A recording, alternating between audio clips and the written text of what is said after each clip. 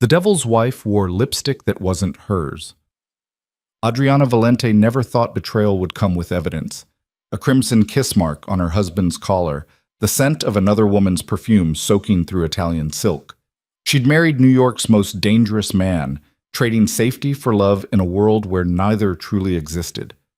But when Dominic Russo looked her in the eye and chose his mistress over his wife, Adriana didn't just lose her marriage, she lost everything. What he didn't know, she was carrying his child. What she didn't know, the other woman had been planning her murder all along. If you're watching, hit that like button and drop your city in the comments. Let's see how far this story travels.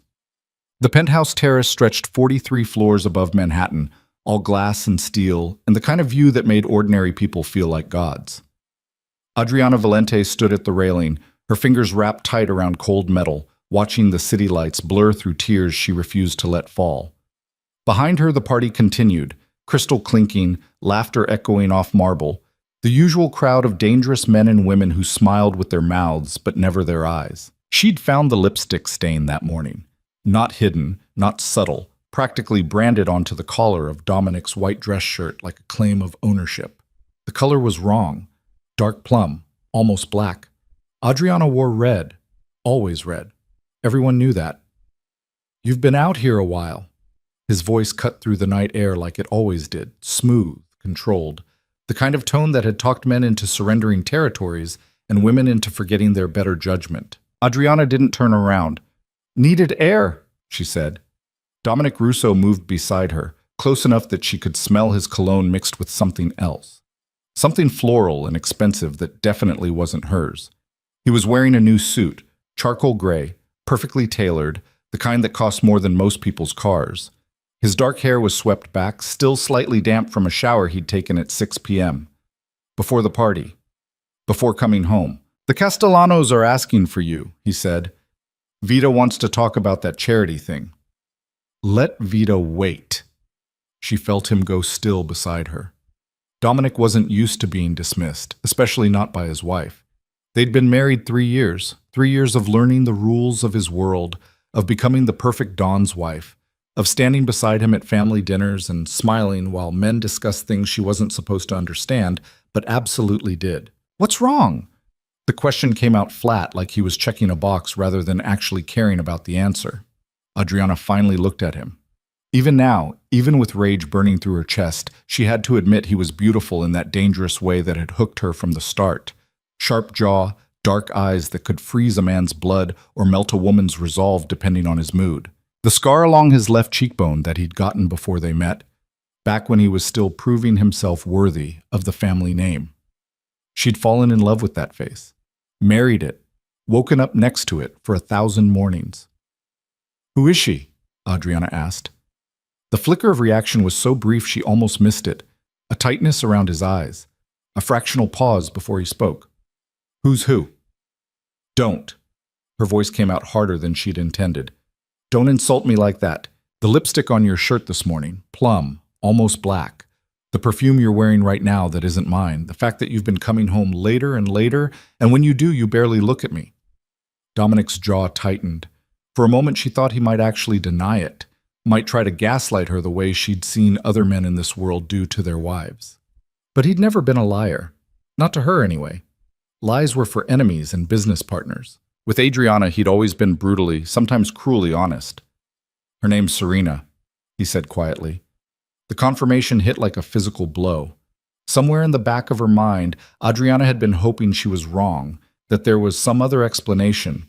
But hearing him say it, hearing him give the betrayal a name, made it real in a way the lipstick stain hadn't. How long? 4 months. 4 months, a third of a year. All those nights he'd said he was handling business. All those late dinners he'd blamed on the family. All those mornings he'd left before she woke up. 4 months of her sleeping beside a stranger who was saving his real affection for someone else. Why? The word came out broken, and she hated herself for it. Dominic turned to fully face her, and the look in his eyes was worse than anger would have been. It was exhaustion mixed with something that looked almost like pity. Because she understands what this life actually is. She doesn't ask me to be something I'm not. She doesn't look at me like she's waiting for me to turn into someone softer, someone better. I never... You did. His voice was still quiet, but there was an edge to it now. Every time you suggested I transition into legitimate business, every time you flinched when I came home with blood on my hands, every time you tried to convince me that there was a version of me that could exist outside of what I am, Adriana felt something crack inside her chest. I married you. All of you. I knew what you were. You knew what you thought you could change. Dominic shook his head. Serena doesn't want to change me. She accepts me, respects what I do, doesn't try to make me into some sanitized version of myself that could never actually survive in this world. So that's it? Adriana's voice was rising now, years of controlled composure, starting to fracture. I'm too good for you? Too soft? I should have just embraced the violence, the blood, the fact that you kill people for a living, and then maybe you wouldn't have needed to find someone else? You should have been honest about what you could actually handle, instead of pretending. The accusation stung worse because part of it was true. She had struggled with his world, the casual brutality, the way life and death were discussed over dinner like stock prices, the knowledge that her husband's hands had ended people. But she'd tried. She'd swallowed her discomfort, learned the rules, played the part. Apparently, it hadn't been enough. Do you love her? Adriana asked. Dominic's silence was its own answer. I want you to leave, she said, her voice steadier than she felt. Tonight. Pack a bag and get out. Something flashed across his face. Surprise, maybe, or anger. This is my home. This is our home, was our home, and I can't look at you right now without wanting to... She cut herself off, breathing hard. Just go, please. For a long moment, Dominic didn't move. Then he nodded once, sharp and final. I'll send someone for my things tomorrow. He turned and walked back into the penthouse, leaving Adriana alone on the terrace with the Manhattan skyline and the wreckage of her marriage. She waited until she heard the elevator doors close before she let herself cry. Great gasping sobs that shook her entire body. She'd known marrying into this world was dangerous. She'd prepared herself for violence, for betrayal from enemies, for the constant threat of death that hung over everyone in the Russo family. What she hadn't prepared for was this, the quiet, mundane devastation of being replaced. Her phone buzzed. A text from her sister, Angela. How's the party? Steal me some of that good champagne. Adriana stared at the message, trying to remember what normal felt like. When she'd been just a girl from Brooklyn with a nursing degree and student loans, before she'd met a dangerous man at a hospital where she was treating his injured cousin, before she'd fallen stupidly, recklessly in love. She couldn't tell Angela. Not yet. Maybe not ever. Her sister still thought Adriana had married up, had found security and luxury, and a man who would protect her from the world. The truth, that she'd traded one kind of vulnerability for another, was too bitter to speak out loud. Adriana went back inside. The party was still going, though several people had noticed her absence. Dominic was nowhere in sight, which meant he'd actually left. Vita Castellano, a sharp-eyed woman in her 50s who ran her own piece of the family's empire, appeared at her elbow. You look like you need a drink, Clara. I need about 6. Vita signaled a server, who appeared with champagne that probably cost more than Adriana's first car. Men are dogs, Vita said conversationally. Beautiful, sometimes useful, but ultimately dogs. You know this, yes? So people had noticed. Of course they had. Nothing stayed secret in this world for long. How long has everyone known? Adriana asked. About the Morelli girl. Maybe 2 months, but we thought... Vita paused, choosing her words carefully. We thought you knew, that you had an arrangement. An arrangement? Like it was business, like her marriage was just another negotiation with terms and conditions. Maybe in this world it was. I didn't know, Adriana said flatly. Vita's expression shifted into something almost sympathetic. Then you're a fool, but an honest one. That's rare. She lowered her voice. Be careful, Adriana. The Morelli family has been trying to strengthen their connection to the Russos for years. If Dominic is serious about this girl, you're not just dealing with an affair, you're dealing with politics.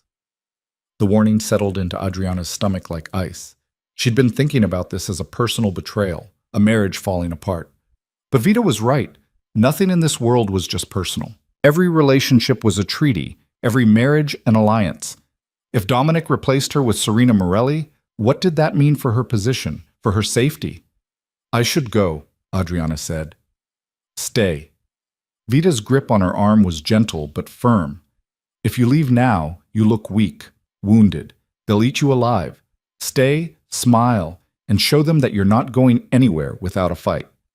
But Adriana didn't want to fight. She wanted to go home. Except home was the penthouse she'd shared with Dominic, and she didn't know if she could stand being there alone, surrounded by the ghost of what they'd been. She stayed anyway, smiled anyway, made conversation with people whose names she couldn't remember about topics she didn't care about, drank champagne that tasted like expensive nothing. And when Marco Russo, Dominic's cousin and underboss, pulled her aside near midnight, she was almost grateful for the distraction. You holding up? Marco asked. He was younger than Dominic by 3 years, with the same dark eyes but a softer edge. He'd always been kind to her in a way that felt genuine rather than political. Define holding up. Still vertical, still conscious, haven't murdered anyone. Marco's smile was brief. Look, I know it's none of my business, but Dominic's an idiot. Whatever he told you, whatever excuse he gave, he's an idiot. He said she understands him better. Marco's laugh was bitter. Serena Morelli understands power and money. That's not the same as understanding a person. He hesitated, then added, for what it's worth, you're good for him. Or you were. You made him remember there was something outside of all this, that he could be more than just the family enforcer. Apparently that's exactly what he didn't want. Maybe. Or maybe he's scared of what it means to want something beyond the life. Marco shrugged. Either way, you deserve better than being someone's second choice. The party finally wound down around 2 a.m. Adriana took a car service back to the penthouse, her mind spinning with everything Vita and Marco had said. Politics. Alliances. Power. She'd been naive, she realized, treating her marriage like it was something sacred, something separate from the business. But in Dominic's world, nothing was separate. Everything was leverage. The penthouse felt cavernous and empty. Dominic had taken some things. She could see the gaps in the closet, the missing toiletries in the bathroom. But most of his life was still here, tangled up with hers in ways that would take months to separate. Adriana poured herself a glass of water and stood in the kitchen, staring out at the pre-dawn city. She felt hollowed out, like someone had reached inside her chest and scooped out everything vital. Her phone rang.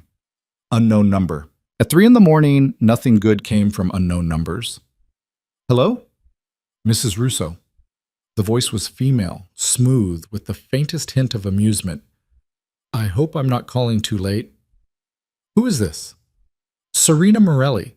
I thought we should talk, woman to woman. Every muscle in Adriana's body went rigid. How did you get this number? Please. Your husband and I have been together for months. Did you think we didn't share everything? A pause, loaded with meaning. Well, almost everything. There are some things a man only tells his wife, or at least his ex-wife. I'm not his ex-wife. Not yet. But let's be realistic, Adriana. Can I call you Adriana? The marriage is over. You must know that. Tonight was just making it official. Adriana's hand tightened around the phone. What do you want? To be civil. I know this is difficult for you, but it doesn't have to be ugly. Dominic cares about you in his way. He doesn't want you to be hurt by all this. Neither do I. The audacity of it, the sheer, breathtaking audacity, would have been impressive if it wasn't so infuriating. You're sleeping with my husband and you're calling me at 3 a.m. to tell me you don't want me hurt? I'm calling to offer you an exit. Serena's voice stayed perfectly pleasant, like they were discussing brunch plans. Sign the divorce papers when they come. Don't make this complicated. In exchange, you'll be taken care of financially. A generous settlement, a place to live, an allowance. You won't want for anything. Except my husband. You never really had him, darling. Not the parts that matter. I'm just making official what's been true for months. Adriana felt something cold and dangerous settle into her bones. This wasn't just an affair. This was a coup, carefully planned and executed. Serena had probably been working on Dominic for longer than 4 months, slowly positioning herself, making Adriana look weak by comparison. And if I don't sign? Adriana asked quietly. Then things get messy. Lawyers, family meetings, public scenes.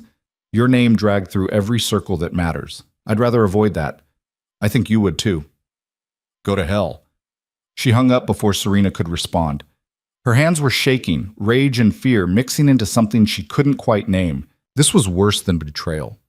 This was invasion, a hostile takeover of her entire life. Adriana grabbed her laptop and started searching for divorce lawyers. The first 3 names she tried, all recommended by friends outside the family, wouldn't return her calls. The 4th one did, but only to tell her apologetically that he couldn't take her case. May I ask why not? Adriana pressed. Conflict of interest. I'm sorry, Mrs. Russo. She tried 6 more. Same story. By the time the sun came up, Adriana understood what was happening. Dominic, or more likely Serena, had made sure every decent divorce attorney in the city was either already retained or unwilling to go against the Russo family. She was being boxed in, isolated. Her phone rang again. Marco this time. Don't go anywhere today, he said without preamble. Stay in the penthouse. What's happening? Family meeting. Tonight. They're going to discuss the situation. The situation. Like her marriage ending was a business problem to be solved. Will I be there? Adriana asked. Marco's pause told her everything. Probably not. This is internal family business. I'm family. You're... He trailed off, clearly struggling with how to phrase it. The marriage isn't dissolved yet, but until things are settled, your status is complicated. Complicated. In other words, she was no longer protected, no longer guaranteed a seat at the table. She'd gone from Dominic's wife to a problem to be managed overnight. Thanks for the warning, Adriana said. She spent the day in the penthouse, pacing, trying to think. Her bank accounts were still accessible, but for how long? If Dominic wanted to cut her off, he could do it with a phone call. The penthouse was in his name. The car was in his name. Even her credit cards were linked to his accounts. 3 years of marriage, and she'd let herself become completely financially dependent. She'd had her nursing license, had planned to go back to work eventually, but Dominic had discouraged it. You don't need to work, he'd said. Focus on being here, being present. That's what I need from you. What he'd really meant, make yourself dependent so you can never leave. Around noon, the building concierge called up. Mrs. Russo, there's a gentleman here to see you, says he's your new attorney. I didn't hire anyone. He says it's been arranged. Should I send him up? Adriana almost said no, but she needed a lawyer, and if someone was offering, even if she didn't know who or why, she couldn't afford to be proud. The man who appeared at her door was in his 60s, silver-haired, wearing an expensive suit that had clearly been tailored decades ago and maintained perfectly. He introduced himself as Leonard Castellano, and Adriana's stomach dropped. You're Vita's husband. Was. She divorced me 15 years ago, kept the name, and we stayed friends. Strange arrangement, but it works. Leonard smiled gently. She called me last night, asked me to come out of retirement for one last case. Why would she do that? Because she likes you, because she thinks what's happening to you is wrong, and because she's been in this world long enough to recognize a power play when she sees one. Leonard set his briefcase on the counter. May I sit? They settled in the living room. Leonard pulled out a legal pad and pen, actual pen and paper, not a tablet. Tell me everything, he said. So Adriana did. The affair, the confrontation, Serena's phone call, the lawyers who wouldn't take her case. Leonard listened without interrupting, occasionally jotting notes. When she finished, he set down his pen and looked at her seriously. Mrs. Russo, I need you to understand something. This isn't just a divorce. What the Morelli family is doing, what Serena is orchestrating, is a strategic repositioning. If she successfully replaces you as Dominic's wife, the alliance between the Russo and Morelli families strengthens considerably. Territory, resources, influence, all of it shifts. I know. Do you? Because what that means is that you're not just dealing with a husband who fell for another woman. You're dealing with people who have a vested interest in removing you from the picture entirely. The way he said removing made Adriana's blood run cold. You think I'm in danger? I think you should be very, very careful. And I think you should start documenting everything, every conversation, every interaction. If things go wrong, and they might, you'll need evidence. Evidence of what? Leonard met her eyes. Of whatever they decide to accuse you of. The family meeting happened that night in a restaurant the Russos owned in Midtown. Adriana wasn't invited, but Marco called her afterward. It's bad, he said bluntly. Serena was there, with her father. They're pushing hard for Dominic to make the marriage dissolution official. And they're offering— He stopped. What are they offering? Brooklyn. The Morellis would cede their Brooklyn territory to the Russos in exchange for the marriage alliance. Brooklyn. An entire borough, millions in revenue, strategic positioning. Adriana's life was being weighed against real estate and drug routes, and apparently the real estate was winning. What did Dominic say? She asked, though part of her didn't want to know. He didn't say no. That night, Adriana barely slept. She kept thinking about Serena's phone call, about Leonard's warning, about the way her entire world had shifted in less than 48 hours. She'd gone from Dominic Russo's wife to a liability, from protected to expendable. Around 4 a.m., she got up and went to the bathroom. Felt dizzy, nauseous, thought it was stress until she realized she was late. 3 weeks late. She took the pregnancy test with shaking hands, already knowing what it would say, positive. Adriana stared at the 2 pink lines, her mind reeling. A baby. She was carrying Dominic's baby. The timing was horrific. He'd probably gotten her pregnant right around when he'd started seeing Serena. The irony was almost funny, except nothing about this was funny. She had to tell him, didn't she? He deserved to know he was going to be a father, even if their marriage was imploding, even if he'd chosen someone else. But as Adriana sat on the cold bathroom floor, another thought crept in. What if she didn't tell him? What if she just left, disappeared, raised this baby far away from the Russo family and their violence and their politics? She could do it. Take what cash she had, leave the city, start over somewhere Dominic would never find her. It would mean giving up everything, her name, her connections, any claim to the life she'd built. But maybe that life was already gone anyway. The decision felt too big to make at 4 a.m. Adriana went back to bed and lay awake until dawn, one hand pressed against her still flat stomach, feeling the weight of 2 lives instead of 1. When her phone rang at 7 a.m., she almost didn't answer. But it was Marco again, and he sounded urgent.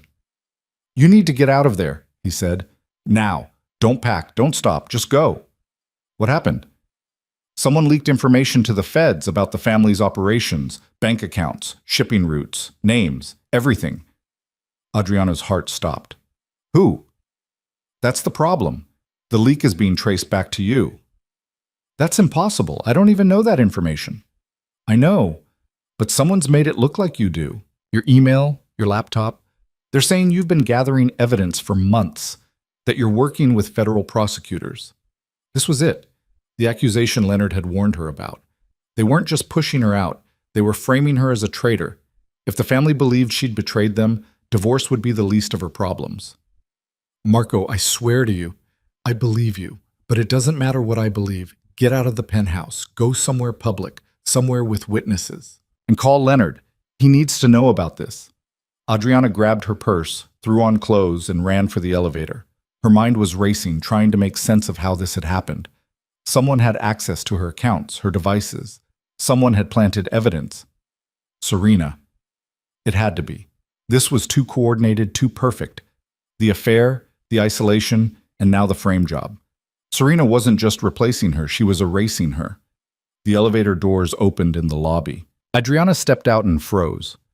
Dominic was there, standing by the entrance with 2 men she recognized as family enforcers. His face was stone, his dark eyes fixed on her with an expression she'd never seen before. Cold, absolute, lethal. Adriana, he said quietly, we need to talk. Every instinct screamed at her to run, but there was nowhere to go, and running would only make her look more guilty. I didn't do whatever you think I did, she said. Then you won't mind answering some questions. It wasn't a request. The 2 enforcers moved to flank her, and Adriana realized with terrible clarity that she wasn't leaving this building as a free woman, not unless she could convince Dominic that she wasn't a traitor. And based on the ice in his eyes, that was going to be impossible. The conference room was in the basement of a building Adriana had never seen before. Industrial, anonymous, the kind of place where screams wouldn't carry. Two chairs faced each other across a metal table. Dominic sat in one. The enforcers pushed her into the other. "Leave us," Dominic said. The men hesitated. "Boss, if she's—" "I said leave." They went. The door closed with a heavy click that might have been a lock. Adriana's pulse hammered in her throat, but she kept her spine straight, her face calm. Fear was currency in this world. She wouldn't spend it cheaply. Dominic leaned back, studying her like she was a stranger. Maybe she was. Maybe they'd both been strangers all along, playing roles they'd convinced themselves were real. "How long have you been talking to the FBI?" he asked. "I haven't. We have emails. From your account. To an agent named Patricia Moreno. Detailed information about shipment routes, financial accounts, names of people who've done work for the family." His voice stayed level, but something dangerous moved behind his eyes. 3 months of correspondence. You want to tell me that's fabricated? Yes, because I never sent those emails. I didn't even know that information existed. Your password was used. Your IP address. Your laptop. Adriana forced herself to breathe slowly. Leonard had warned her this was coming, but hearing it laid out so precisely made her stomach turn. Whoever had set this up had done it carefully, building a case that would hold up under scrutiny. "Someone's framing me," she said. "You have to know that. What I know is that my wife suddenly has a change of heart about our marriage right when federal investigators start circling. Convenient timing. I had a change of heart because you've been sleeping with someone else for 4 months. Plus, something flickered across Dominic's face. Guilt, maybe, or just irritation at being reminded. That's separate. Is it? Because from where I'm sitting, it looks like someone wanted me out of the way and made sure I'd have no credibility when I tried to defend myself." "Who? Who would do that?" Adriana met his eyes.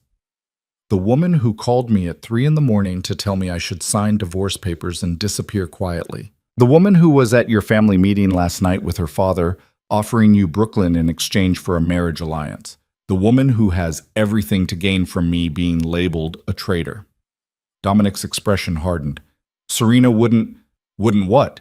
Lie? Manipulate? Use you to strengthen her family's position?" Adriana laughed, the sound bitter. "Wake up, Dominic. She's been playing you from the start. The affair, the framing, all of it. I'm just collateral damage. You're paranoid." "I'm informed. Your cousin warned me yesterday that I was in the middle of a power play. Vita Castellano told me the same thing 2 days ago, but you're so busy being flattered by a woman who tells you exactly what you want to hear that you can't see what's happening." Dominic stood abruptly, the chair scraping against concrete. He paced to the far wall, hands shoved in his pockets, tension radiating off him like heat. When he turned back, his face was carved from stone. 3 men are dead," he said quietly. "Ambushed last night during a routine pickup. Someone told the Volkov crew exactly where to be and when. The leak came from inside. From information only family would have." Adriana's blood went cold. "You think I think someone with access to our systems gave that information to the Russians. And all the evidence points to you. Then the evidence is lying." "Evidence doesn't lie. People do." She stood too, her hands flat on the table between them. "I have never lied to you. Not once in 3 years. I've accepted things I didn't understand, swallowed my fear, stood beside you when every instinct told me to run. I loved you. Completely. And you threw that away for someone who's using you. Serena is a Morelli. Her family has been trying to absorb your territory for years. What better way than to marry their daughter to the head of the Russo family? But first they had to get rid of the current wife. So they create an affair, isolate me, frame me for betrayal, and then sit back while you destroy me yourself." Dominic's jaw worked. For a moment, just a flash, doubt crossed his face.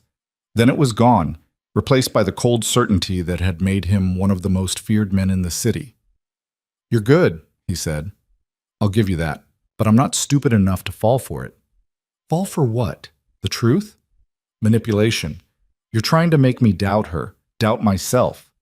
Classic deflection. He moved closer, until they were separated by only the width of the table. "Here's what's going to happen. You're going to tell me everything you gave to the FBI, every detail, every name. And then you're going to help us contain the damage. I can't tell you something that didn't happen. Then you're useless to me.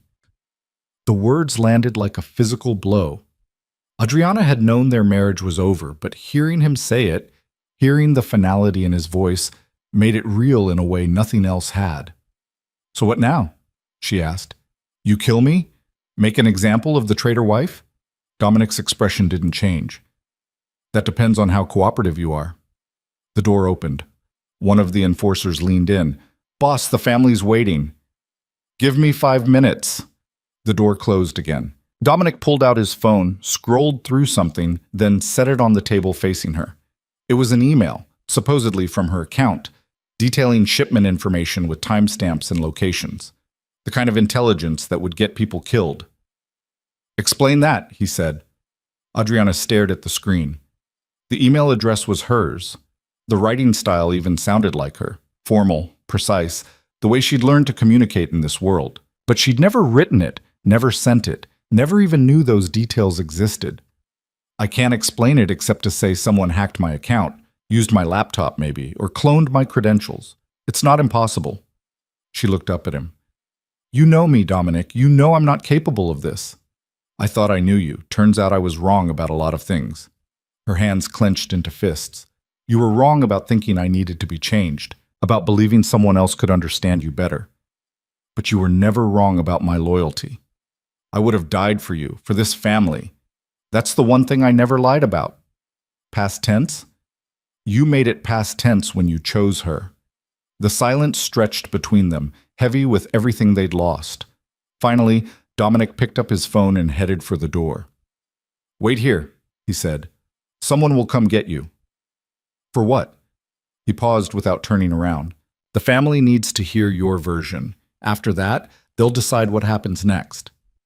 Then he was gone, and Adriana was alone in the basement room with her fear and her fury and the terrible knowledge that no matter what she said, they'd already made up their minds. An hour passed, maybe 2. Time became elastic in the windowless room, stretching and contracting until Adriana wasn't sure if she'd been there for minutes or days. She kept her hand pressed against her stomach, thinking about the pregnancy test, about the tiny cluster of cells that didn't know yet how much danger it was in. When the door finally opened, it wasn't Dominic. It was Marco, looking grim, with Vita Castellano behind him. Come on, Marco said. Quickly. Where? No questions. Just move. Vita caught her arm as they hustled her into the hallway. Did you tell him about the baby? Adriana's step faltered. How did you? I've been around long enough to recognize the signs. Does Dominic know? No. Good. Don't tell him. Not yet. Right now, that's the only leverage you have. They moved through corridors that all looked the same. Concrete, fluorescent lights, the smell of damp, and something chemical. Finally, they emerged into what looked like a warehouse stacked with crates and machinery. In the center, chairs had been arranged in a semicircle. The family was already there. Adriana recognized most of them. Antonio Russo, Dominic's uncle and the official head of the family, silver-haired and sharp-eyed. Carlo Benedetti, who ran their gambling operations. The Castellano brothers, Vita's sons. And off to one side, looking perfectly composed, Serena Morelli and her father Vincent. Serena was beautiful in that effortless way some women managed. Dark hair pulled back, minimal makeup, wearing a black dress that probably cost more than Adriana's engagement ring. She looked like she belonged there, comfortable, in the spotlight, while Adriana felt like an intruder in her own life. Dominic stood near his uncle, his face unreadable. When Adriana entered, his eyes flicked to her briefly before looking away. Sit, Antonio said, gesturing to a chair placed opposite the semicircle, like she was on trial. Adriana sat, kept her back straight, her expression neutral. Vita and Marco positioned themselves near the back, silent witnesses. Antonio leaned forward, fingers steepled. You understand why you're here. I'm being accused of betraying the family, of working with federal investigators, of getting 3 men killed. Adriana's voice stayed level. All of which is a lie. Evidence suggests otherwise. Evidence can be manufactured, Vincent Morelli spoke up, his voice smooth. Perhaps. But the emails came from your account, Mrs. Russo. The leak happened from your devices. If someone else is responsible, you'll need to provide proof. How am I supposed to provide proof of something I didn't do? You're asking me to prove a negative. We're asking you to explain, Antonio said, how classified family information ended up in federal hands with your digital fingerprints all over it. Adriana took a breath. Someone with technical skills hacked my accounts. Planted evidence. Made it look like I was communicating with investigators when I wasn't. The timing coincides perfectly with, she hesitated, then committed, with the affair, with Dominic's relationship with Serena. Every eye in the room turned to Serena, who looked more amused than offended. Are you accusing me of framing you? Serena asked, her tone light. I'm saying the evidence appeared right when it would benefit you most. Right when you needed me discredited so you could take my place. That's quite a conspiracy theory. It's not a theory if it's true. Antonio raised a hand, cutting off Serena's response. Do you have any proof of this alleged framing? Do you have any proof I actually sent those emails? Real proof? Not just digital records that could have been faked. The burden of proof isn't on us, Carlos said. You're the one accused. In a real court, I'd be innocent until proven guilty. But this isn't a real court, is it? You've already decided I'm guilty. This is just theater. Dominic finally spoke. If you're innocent, explain the offshore accounts. The ones opened in your name 6 months ago. The ones receiving regular deposits from unknown sources. Adriana's stomach dropped. What accounts? Don't play stupid. We found them this morning. 5 accounts. Cayman Islands, totaling close to $2 million. I don't have accounts in the Cayman Islands. I don't have $2 million. Someone does, and it's under your name. This was worse than she'd thought. They hadn't just planted emails. They'd created an entire financial trail. Money that could be traced back to her, that made it look like she'd been paid off for information. Let me see the account records, Adriana said. Why? So you can come up with a better story? So I can prove they're fake. If they're real accounts, they'll have transaction histories, IP logs, authentication records. I can show you I never accessed them. Antonio considered this. Reasonable. We'll have our people pull the detailed records. He nodded to someone behind Adriana, who left quickly. In the meantime, there's the matter of the recording. Adriana's blood went cold. What recording? Vincent Morelli produced a phone, set it on a small table, and pressed play. Adriana's own voice filled the warehouse, tinny but unmistakable. Shipment arrives Thursday, 11 p.m., Pier 47. 3 men handling it. Russo crew, not family. Should be easy to intercept? The recording cut off. Silence crashed down like a wave. That's not me, Adriana said, but her voice sounded weak even to herself. Voice analysis confirms it's you, Vincent said. 98% match. Then the analysis is wrong, or the recording is altered. I never said those words. Serena leaned forward, her expression sympathetic in a way that made Adriana want to scream. I know this must be difficult, but denying it only makes things worse. If you cooperate, tell us who you were working with. The family might show mercy. I don't need mercy because I didn't do anything. The evidence says otherwise. The evidence is lying. Antonio's hand came down on the arm of his chair, not hard, but the sound cut through the warehouse like a gunshot. Enough. Mrs. Russo, you are accused of betraying this family, of providing information to our enemies that resulted in the deaths of 3 of our men. The evidence against you is substantial. If you have a defense, now is the time to offer it. Adriana looked around the room. Most faces were closed, already convinced. A few, Marco, Vita, maybe 1 or 2 others, showed doubt, but not enough to matter. And Dominic stood there like a statue, his face revealing nothing. She had 1 card left to play. 1 piece of information that might change the equation. But using it felt like surrendering, like admitting defeat. Still, survival trumped pride. I'm pregnant, Adriana said. The silence that followed was absolute. Even Vincent Morelli looked surprised. Dominic's head snapped up, his eyes meeting hers for the first time since the meeting started. What? I'm pregnant. About 6 weeks. I found out 2 days ago. She kept her gaze on Antonio, not Dominic. So, before you decide what to do with me, you should know that you're also deciding the fate of the next generation of the Russo family. Antonio sat back slowly. Does Dominic know? He does now. The old man turned to his nephew. Is this true? Dominic's expression was complicated. Shock, anger, something that might have been fear. I didn't know. But it could be yours. Timing fits. His voice was tight. Serena's carefully neutral expression finally cracked, just for a second. Fury flashed across her face before she controlled it. How convenient! She's accused of treason and suddenly discovers she's pregnant. I took the test 3 days ago, Adriana said coldly, before any of this started, before I even knew about the accusations. Convenient timing, nonetheless. Reality isn't convenient or inconvenient. It just is. Antonio looked between Adriana and Dominic. This complicates things. It doesn't change the evidence, Vincent said quickly.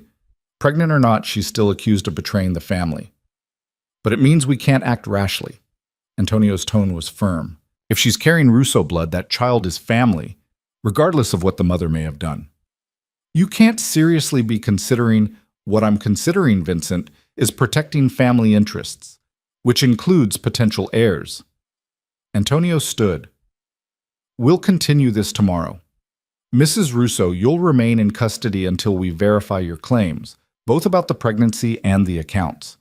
Dominic, you'll accompany her to a medical facility for confirmation. I'm not going anywhere with him, Adriana said. That wasn't a request. Antonio's eyes were steel. Marco, Vita, you'll escort them. Make sure there are no problems.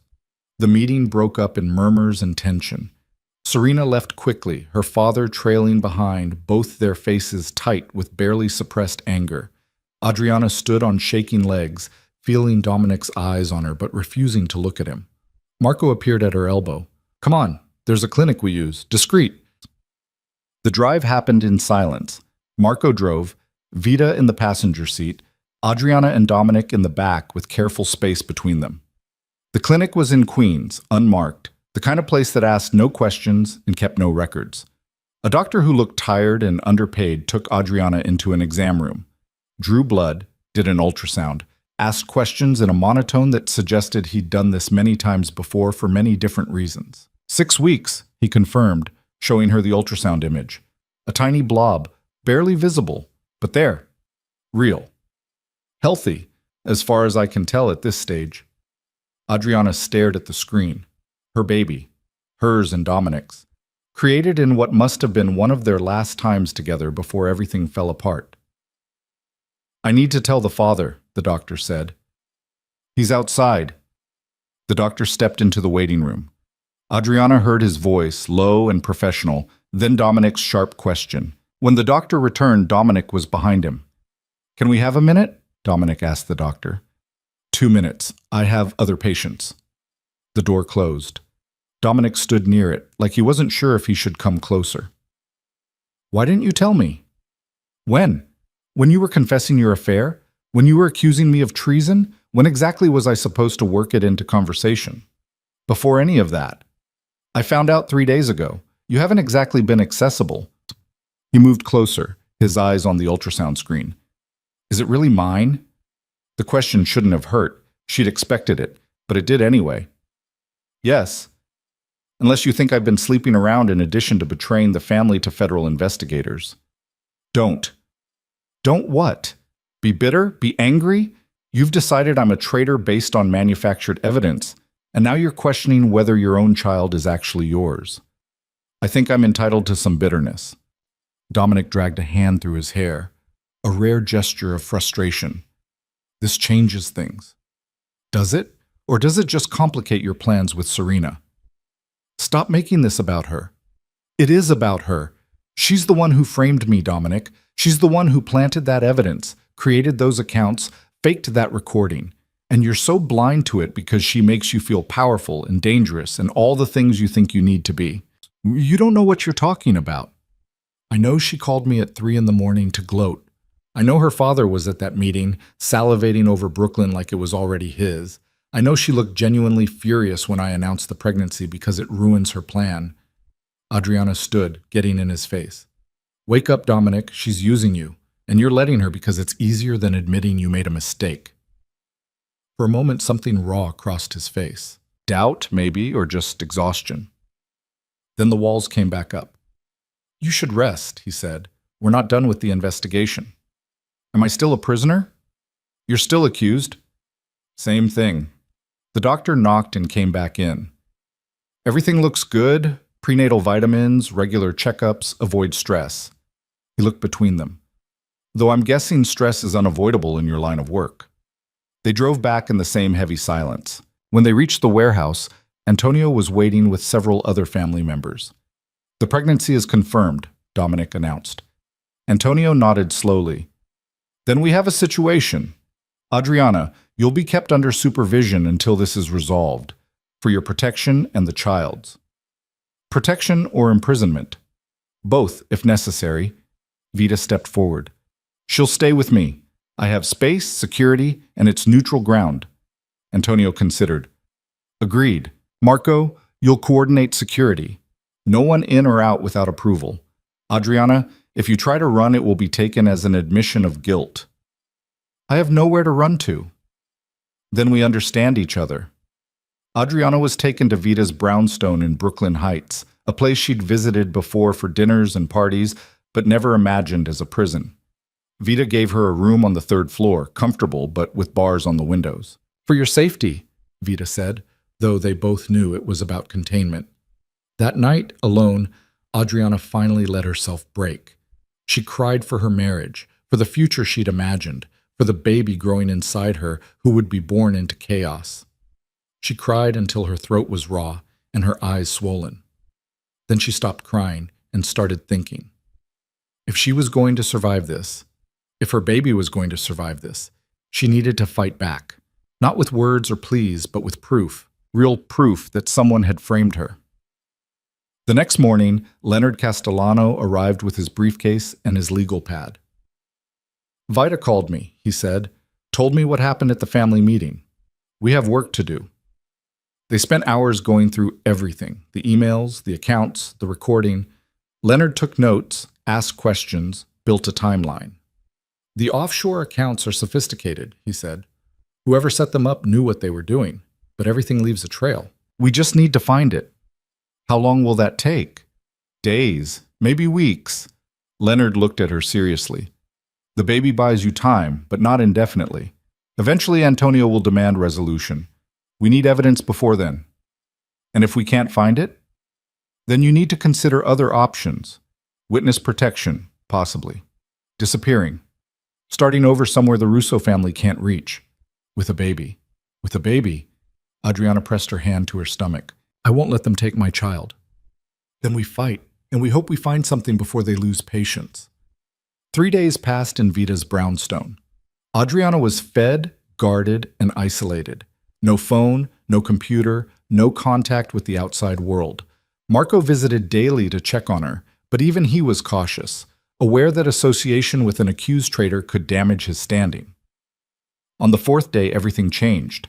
Adriana was in her room when she heard shouting downstairs. Then gunfire, sharp cracks that made her drop to the floor instinctively.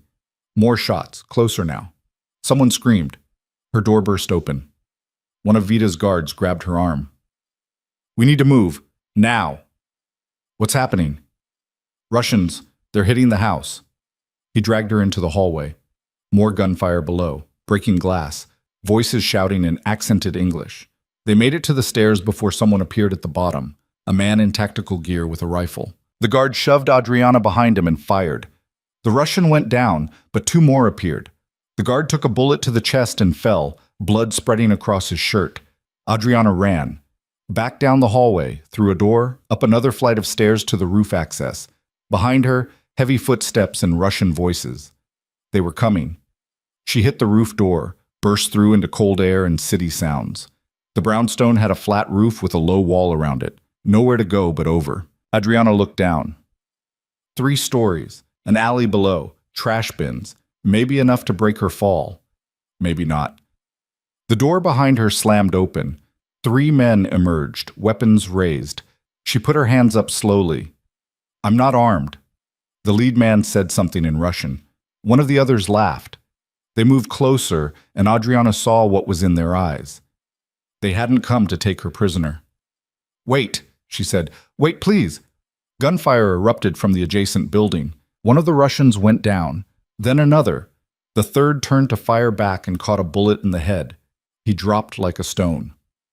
Adriana stood frozen, hands still raised, waiting for the next shot to be hers.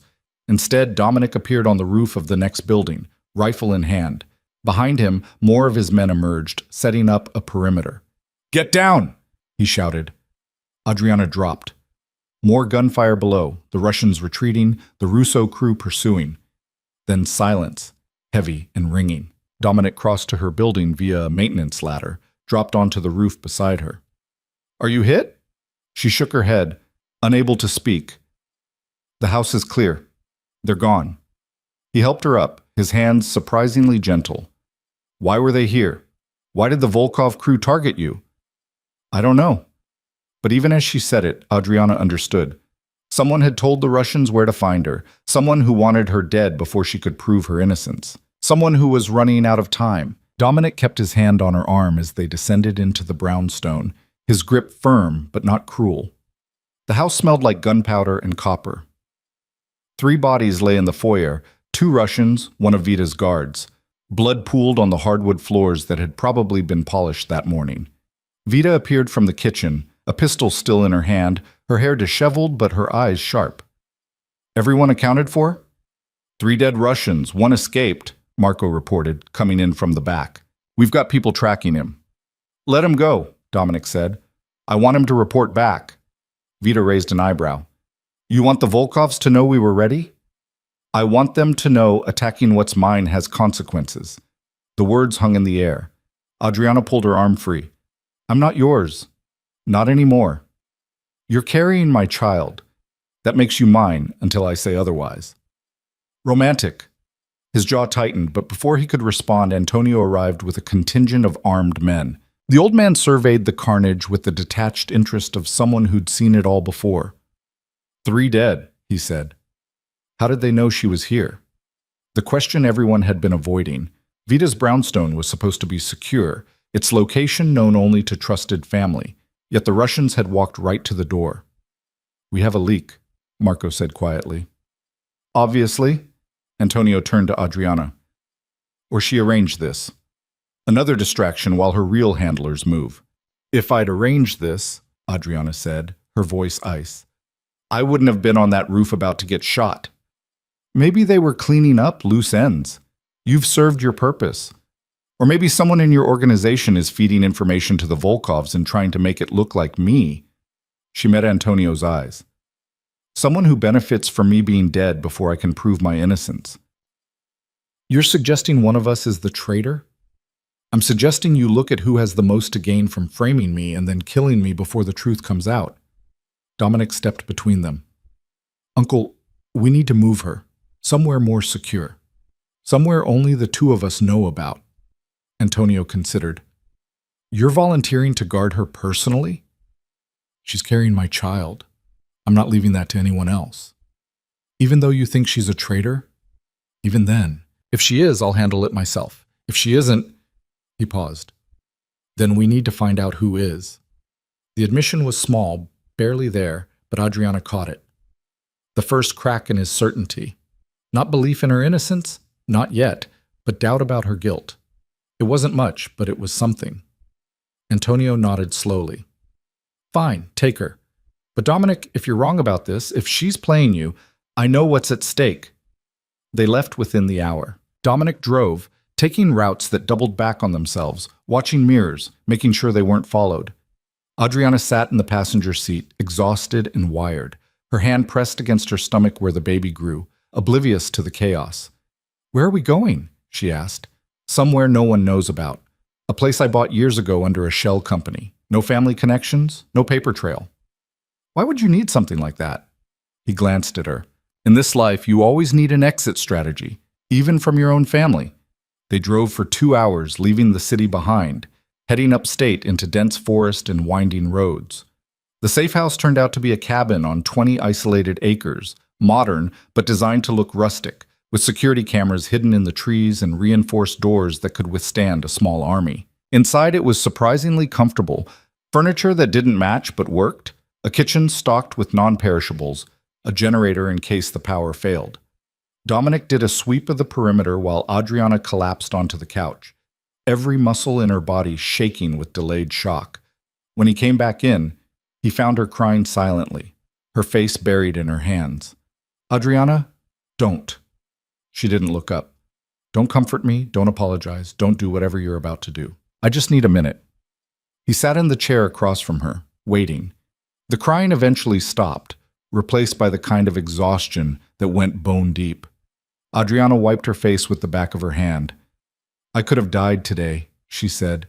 "Our baby could have died. And you still don't believe me." "I'm starting to have questions." "Questions aren't belief. It's more than I had yesterday." Dominic leaned forward, elbows on his knees. "The attack doesn't make sense if you're actually working with the Volkovs. They wouldn't try to kill their own asset. Unless Antonio was right and they were cleaning up.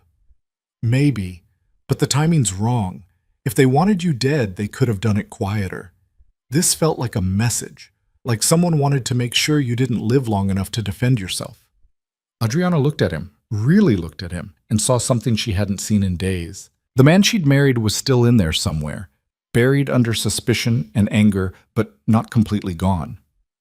"Serena," she said, "it's her. It's always been her." "Keep saying that." "Because it's true. Think about it, Dominic. The affair starts, I'm isolated, then suddenly evidence appears that I'm a traitor, right when her family needs a stronger alliance with yours. Right when Brooklyn's on the table, she creates the problem, me, and then offers herself as the solution. Serena doesn't have the technical skills to hack accounts or fake recordings. No, but she has money, connections. The Morellis have been in this game long enough to know people who can do anything for the right price." Dominic stood, paced to the window. Outside, darkness had fallen, the trees just shadows against the sky. "If you're right, if she's really behind all this, then I've been played." "Yes." Adriana's voice was flat. "Completely and thoroughly played. She found your weakness, your need to be accepted for exactly what you are, without judgment, and she exploited it. The affair wasn't about you, Dominic. It was about positioning herself to take my place." He turned back to her, and for the first time since this nightmare started, she saw real uncertainty in his eyes. "How do we prove it?" "I don't know, but we need to move fast." Leonard was looking into the offshore accounts, trying to trace who actually opened them. "If we can find that connection, we can't contact Leonard. Any communication could be intercepted. Then what do we do? Just hide here while Serena consolidates her position?" Dominic was quiet for a long moment. Then he pulled out his phone, scrolled through contacts, and made a call. "It's me. I need you to do something, and you can't tell anyone. Not Antonio, not the family, just you." Adriana couldn't hear the other side of the conversation, but from Dominic's responses it sounded like Marco. "The offshore account's in Adriana's name.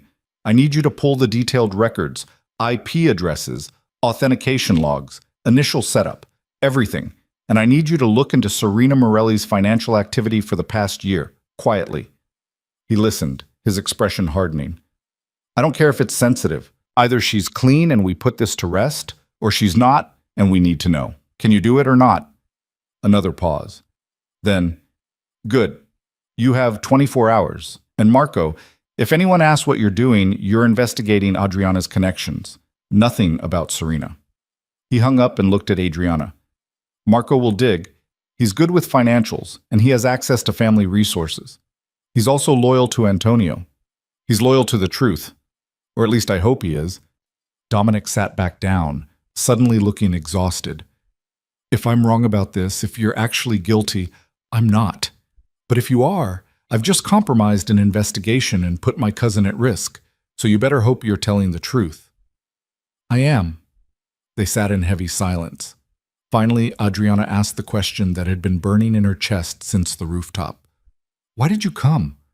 When the Russians attacked, you could have let them take me, solved your problem. You're carrying my child." "That's the only reason?" He met her eyes. "I don't know. Maybe.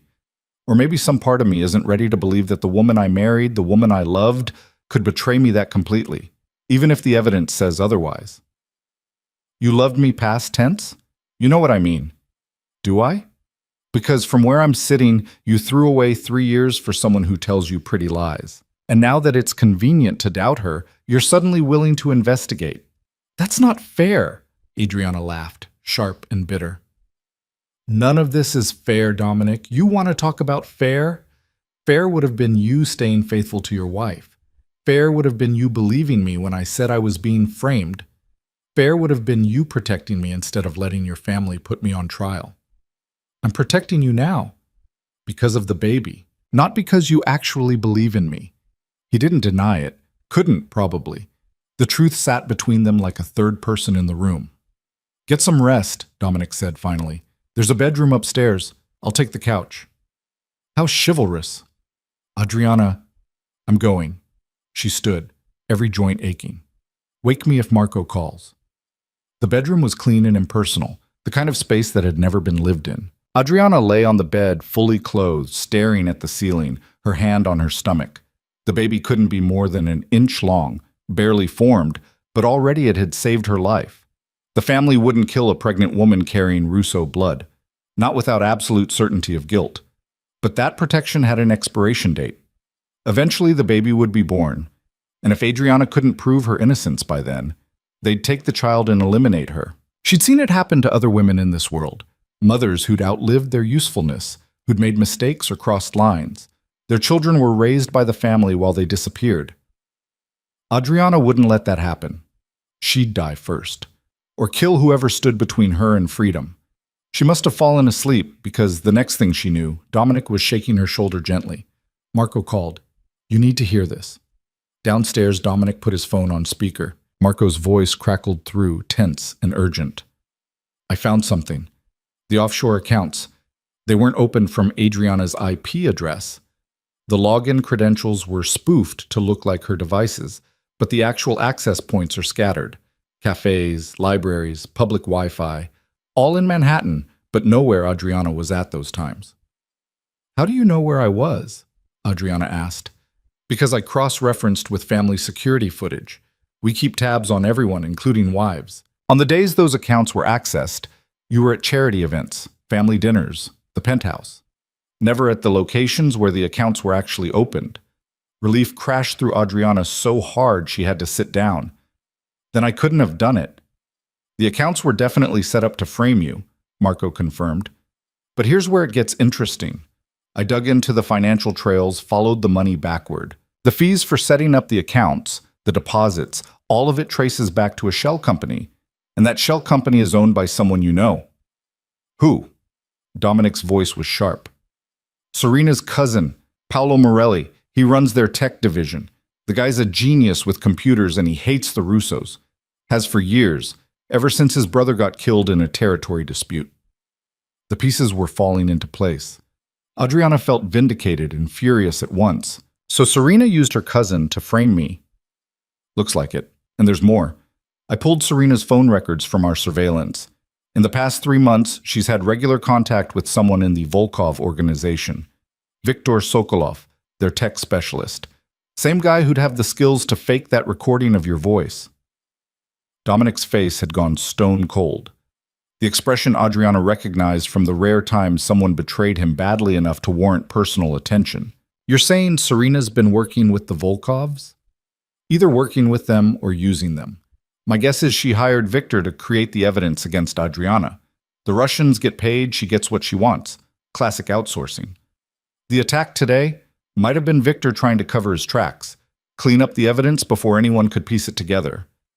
Or it might have been Serena panicking, trying to eliminate Adriana before the truth came out. Adriana stood on shaking legs. We need to take this to Antonio. Show him the proof. Not yet, Dominic said. If we go to Antonio with half a case, the Morellis will bury the evidence. We need everything. Every connection, every transaction, every lie. Airtight. How long will that take? Marco's voice came through the speaker. I can have a full report in 48 hours, but you need to stay hidden. If Serena knows we're investigating, she'll destroy what's left of the trail. Do it, Dominic said. And Marco, be careful. If the Morellis find out what you're doing, I know, I'll be smart about it. The call ended. Adriana turned to Dominic, seeing the war happening behind his eyes. Anger, betrayal, the slow, horrible realization that he'd been manipulated. You were right, he said quietly, about all of it. And He stopped, his jaw working. I chose her over you, believed her lies over your truth, put you through hell because I was too proud to see I was being used. Yes, you did all of that. I'm sorry. The apology hung between them. Adriana wanted to accept it, wanted to let the relief of being believed wash away the past days of terror and isolation. But the wound was too fresh, the betrayal too deep. Sorry doesn't fix this, she said. Sorry doesn't give me back the nights I spent thinking you might kill me, or the moment on that roof when I thought I'd die before proving my innocence. Sorry is just a word, Dominic. It doesn't change what you did. I know. Do you? Because you're not just apologizing for an affair. You're apologizing for letting your mistress frame me for treason, for putting me on trial in front of your family, for making me prove I deserve to live. I know, he said again, his voice rough, and I will spend the rest of my life trying to make it right. But right now, we need to focus on surviving. Serena knows Marco's digging. She'll move fast. He was right, as much as Adriana hated to admit it. Personal reckonings could wait. Survival came first. They spent the next 2 days in the cabin, waiting for Marco's report. Dominic monitored news and family communications from burner phones, piecing together what was happening in the city. The official story was that Adriana had disappeared, possibly fled to avoid judgment. The Morellis were pushing hard for a final ruling, wanting her declared a traitor in absentia so Dominic could move forward with Serena. They're planning an engagement announcement, Dominic said, reading a text from Marco. 3 days from now, public, big press, showing family unity. Adriana's hands clenched. Let me guess, right after Antonio officially dissolves our marriage. That's the timeline they're pushing. And you? What do they think you're doing? Hunting you. Making sure you don't become a problem. He looked up from the phone. Antonio thinks I'm tracking you to eliminate the threat. The words should have scared her. Instead, they just made her tired. This was the world she'd married into, where husbands hunted wives, where family meant leverage, where love was always conditional on loyalty to the organization. I'm never coming back to this life, Adriana said. Even if we prove I'm innocent, even if Serena goes down. I'm done with the family, done with this world. Once this is over, I'm leaving, taking the baby and disappearing. Dominic's expression was unreadable. We can talk about that later. There's nothing to talk about. I'm telling you how it is. You're still my wife. Not for long. And after everything that's happened, did you really think we'd just go back to normal? Play house in the penthouse? Pretend none of this happened? I thought... He stopped, shook his head. I don't know what I thought.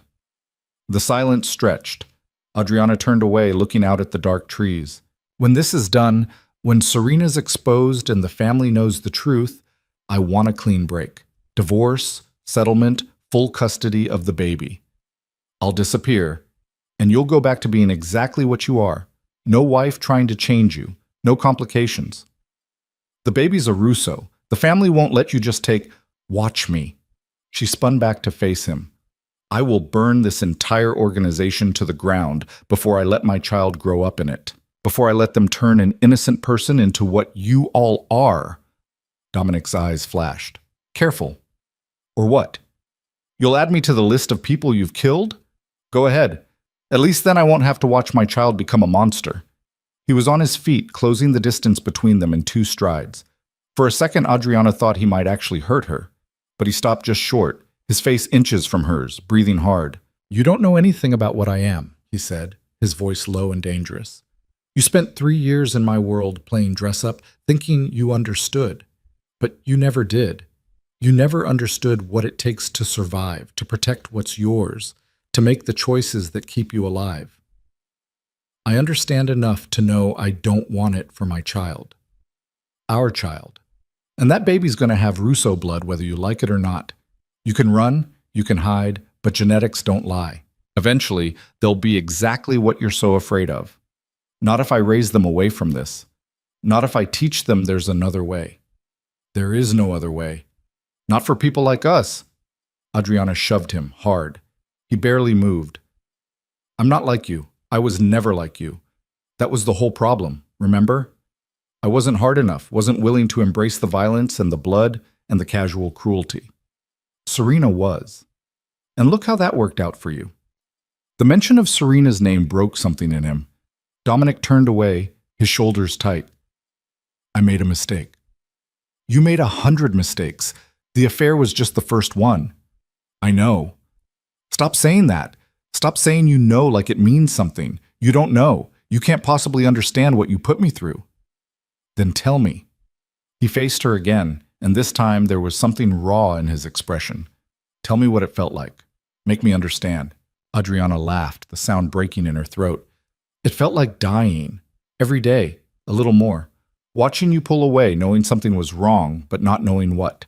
Then finding out, having it confirmed, and realizing I'd been competing with someone else for months without even knowing there was a competition. It felt like being erased while I was still standing there, watching it happen. Adriana, and then the framing, the evidence. Your family looking at me like I was nothing, like 3 years of loyalty meant nothing, because someone with better political connections said I was guilty. It felt like being buried alive, Dominic, screaming that I was innocent while everyone just shoveled more dirt on top of me. Tears were streaming down her face now, but she didn't care. And you helped. You stood there and let them do it. The man who promised to protect me, who swore I'd always be safe with him, just watched while they destroyed me. So no, you don't know. You can't possibly know. Dominic reached for her, but she stepped back. Don't touch me. Please. No. You don't get to comfort me. You don't get to fix this with a touch or an apology or whatever you think will make it better. You broke something that can't be repaired. His hand fell. For a long moment, they just stood there, the weight of everything they'd lost pressing down like physical force. Dominic's phone buzzed. He checked it, his expression shifting. Marco's ready. He's sending the full report now. They gathered around the laptop as the files came through, page after page of financial records, phone logs, surveillance footage. Marco had been thorough. Every connection between Serena and Viktor Sokolov, every transaction from the shell companies, every piece of evidence showing how the frame job had been constructed. This is it, Adriana breathed. This proves everything. Almost everything, Dominic corrected, scrolling through. We still don't have direct proof Serena ordered the attacks. The financial connection to Viktor is circumstantial. A good lawyer could argue she didn't know what he was using the money for. But combined with everything else, it's strong, but not airtight. We need her to confess. Or we need someone who can testify she gave the orders directly. Viktor. He's Volkov crew. He won't talk. Adriana thought fast, her mind racing. What if we make him talk? Set a trap? Get him to confirm Serena's involvement on tape.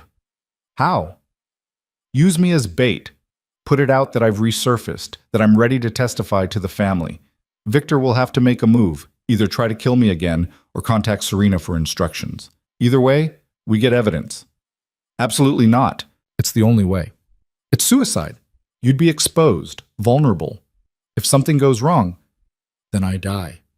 But at least the truth dies with me on record. At least the baby, her voice caught. At least our child would know their mother wasn't a traitor. Dominic stared at her like she'd suggested jumping off a bridge. No, we'll find another way. There is no other way, and you know it. This is about timing. In 3 days, Antonio dissolves our marriage and Serena gets what she wants. We need to move now before she consolidates her position. I won't use you as bait. It's not your choice. This is my life, my reputation, my freedom. I'm willing to risk it. They argued for another hour, Dominic trying every angle to convince her it was too dangerous, Adriana refusing to back down. Finally, reluctantly, he agreed. But only with conditions. Multiple layers of security, backup plans, a location he controlled, and the understanding that if anything felt wrong, they'd abort. Marco arranged it, put out careful whispers that Adriana had contacted him, that she was ready to turn herself in but wanted guarantees. The bait was subtle, designed to reach the right ears without being obvious. Within 6 hours, Marco reported movement. Viktor Sokolov had made calls. activated resources. Someone was coming for Adriana. The trap was set for the following night in a warehouse the Russo family owned near the docks. Adriana would be visible, seemingly alone, while Dominic and a team watched from hidden positions. Cameras would record everything. The moment Victor or anyone else made a move, they'd have their evidence. "You stay in the kill zone for exactly 3 minutes," Dominic told her for the 5th time. "Any longer and we can't guarantee your safety." "I understand. And if shooting starts, you drop and stay down. Don't try to run, don't try to help, just survive." "I said I understand." He grabbed her shoulders, forcing her to meet his eyes. "I can't lose you, not like this. Whatever else has happened between us, whatever we've become, I can't watch you die. Then make sure you're fast enough to stop it." The night arrived cold and damp, fog rolling off the water to wrap the warehouse district in gray. Adriana wore a wire under her jacket, the mic tiny but powerful. Dominic and his team were already in position by the time she arrived, hidden in the shadows, weapons ready. She walked into the warehouse alone, her footsteps echoing off concrete and metal. The space was vast and empty, lit by a few scattered work lights that created more shadows than illumination. Adriana positioned herself in the center, visible from multiple angles, and waited. 3 minutes felt like 3 hours. Every sound made her jump, water dripping, metal creaking, rats scurrying in the walls. Her hand kept drifting to her stomach, protective, before she forced it back down. Movement near the entrance. Adriana's heart hammered as 2 figures emerged from the fog. Not Victor Sokolov, Serena Morelli, and Vincent, her father. Adriana's mind raced, recalculating. This wasn't the plan. Serena wasn't supposed to come personally, wasn't supposed to expose herself, unless she was confident enough in her position that she didn't care about being seen. "Adriana?" Serena said, her voice carrying across the empty space. "I'm surprised you're still alive. Sorry to disappoint." "Are you?" Serena moved closer, elegant even in this setting, her coat probably worth more than the building. "You've been surprisingly resilient, I'll give you that. Most women in your position would have crumbled by now. Most women in my position didn't spend 3 years learning how to survive in a world that wants them dead." Vincent stayed near the entrance, his hand inside his coat where a gun almost certainly waited. Serena approached alone, confident, her heels clicking on concrete. "You called Marco," Serena said. "Said you wanted to confess. Very wise. Things will go easier if you cooperate." "Will they? Or will I just disappear quieter?" Serena smiled. "I like you, Adriana. I always have. In another life, we might have been friends. But you married the wrong man, and that made you a problem. So you decided to eliminate me." "I decided to eliminate the obstacle between me and what I wanted. Nothing personal." "Framing me for treason feels pretty personal." "It was efficient. You were already isolated, already doubting your place in Dominic's life. Making you into a traitor just accelerated the inevitable." Adriana's wire was catching every word, transmitting to Dominic's team and the recording devices. Keep her talking, she thought. Get her to say enough to bury herself. "The offshore accounts were clever," Adriana said. "The fake emails, the recording. You had help, though, Victor Sokolov, Volkov's tech specialist." Serena's smile widened. "You've been doing your homework." "Not hard to connect the dots once you start looking. Paolo set up the financial trail. Victor created the evidence. You orchestrated the whole thing. And did it beautifully, don't you think? Every piece of evidence pointing to you, no way to prove otherwise. By the time you figured out what was happening, it was too late. The Russian attack, that was you too. That was Victor panicking. He thought you might have found something to exonerate yourself. I told him to wait, that you were already finished, but he insisted on being thorough." Serena sighed. Contractors, so unreliable. She was confessing to everything, casual as discussing the weather. The arrogance was staggering. She genuinely believed she'd won, that nothing Adriana could do would change the outcome. "Dominic will figure it out eventually," Adriana said. "He's not stupid. Dominic sees what he wants to see. Right now, he wants to see a woman who accepts him completely, who doesn't try to change him. That's all I had to give him. Well, that and an alliance that makes him one of the most powerful men in the city. You're using him. Everyone uses everyone in this world. You used him for protection and legitimacy. I'm just honest about the transaction. Serena tilted her head. Though I will say the pregnancy was a nice touch, almost derailed everything. Lucky for me, accidents happen all the time. Adriana's blood ran cold. What? You didn't think I'd let you keep that baby, did you? A little fall, a miscarriage, tragic but not suspicious. Once the pregnancy's gone, you're just another traitor's wife. Disposable. Rage flooded through Adriana, hot and terrible. You're talking about killing my child. I'm talking about removing a complication. Nothing more. Adriana lunged before she could think better of it, hands reaching for Serena's throat. Vincent moved fast, pulling his gun, but Serena just laughed and stepped aside, letting Adriana stumble. There's the fire I was looking for. Good. I was starting to think you'd given up. Adriana regained her balance, breathing hard. Where was Dominic? The 3 minutes were up. He should have moved by now. Then she saw why he hadn't. More men emerging from the shadows. Not Russo crew. Morelli soldiers, armed, surrounding the warehouse. They'd walked into an ambush. Serena followed her gaze and smiled. Did you really think I wouldn't prepare for a trap? Please. I've been 10 steps ahead of you this entire time. The warehouse lights blazed on, sudden and blinding. When Adriana's eyes adjusted, she saw Dominic and his team surrounded, weapons trained on them from every angle. Marco was there too, hands zip-tied, blood running from a cut above his eye. Sorry, boss, Marco called out. They were waiting. Dominic's face was carved from ice, but his eyes, when they met Adriana's, were full of something that might have been fear. Serena walked to where Dominic stood, disarmed and furious. She touched his cheek almost tenderly. I tried to do this the easy way. Let Adriana disappear, have her declared a traitor, move forward with our life together. But she just wouldn't cooperate. So now we do it the hard way. You framed her, Dominic said, his voice deadly quiet. Everything she said was true. Of course it was. Did you really think someone like her could orchestrate betrayal? She's too soft, too moral. I knew you'd never believe it completely. That's why I had to move fast. Get you committed before doubt set in too deep. I'll kill you for this. No, you won't, because in about 2 minutes, Vincent's men are going to make it look like the Volkovs attacked again. Adriana dies, sadly, along with several of your men. You escape, traumatized, grateful to me for warning you about the trap, and our engagement goes ahead as planned. Adriana's mind raced. They had the confession on tape, but if they died here, the evidence died with them.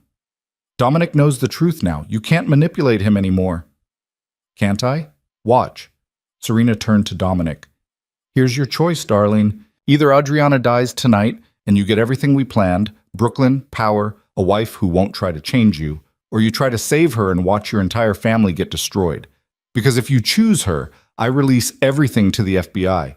Real evidence this time. Names, dates, transactions. Your uncle goes to prison. Marco dies here. Your whole organization collapses. You're bluffing.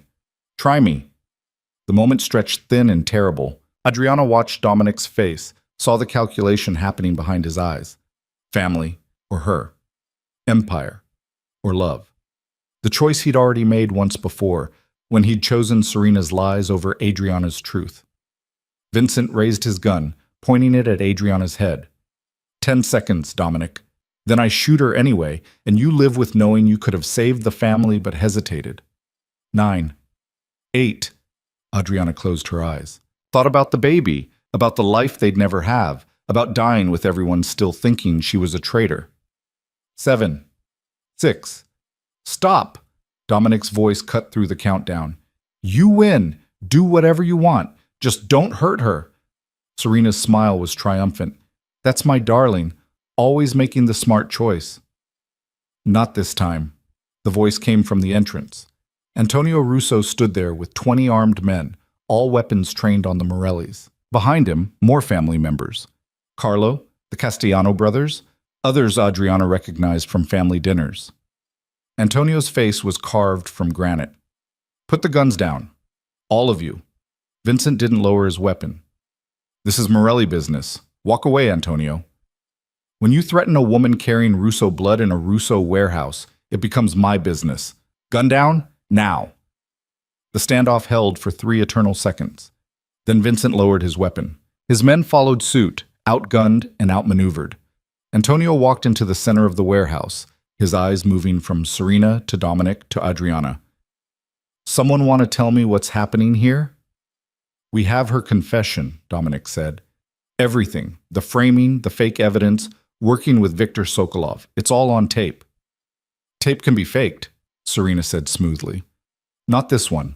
We've been transmitting to 3 separate locations: family security, Leonard Castellano's office, and an independent third party.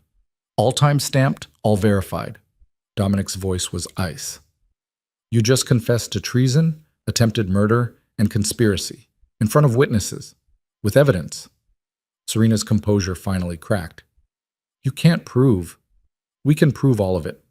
Marco spent 2 days building the case. Financial records, communication logs, surveillance footage. And now we have you, on tape, admitting you did it." The silence that followed was absolute. Serena looked at her father, who looked at Antonio, who looked disappointed but not surprised. "The Morelli family has a lot to answer for," Antonio said quietly. "Starting with you, Vincent. You knew what your daughter was doing." "I know nothing." "Liar." The word cracked like a whip. "You've been positioning for a takeover for years. This was just your latest attempt. Sloppy, though. Using an outsider like Viktor Sokolov. The Volkovs won't be happy to learn their man was working private contracts." Vincent's face went gray. In this world, involving a rival organization in internal business was worse than the betrayal itself. "Take them," Antonio ordered. Morelli soldiers were disarmed and zip-tied. Serena fought, screaming obscenities, her perfect composure completely shattered. Vincent went quietly, already calculating his next move, but there wouldn't be one. Not after this. Dominic crossed to Adriana, his hands hovering like he wanted to touch her, but didn't dare. "Are you okay?" "No."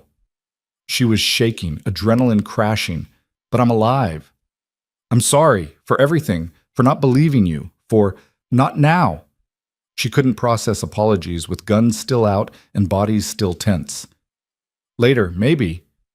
Antonio approached them. "Mrs. Russo, you have my apology. The family's apology.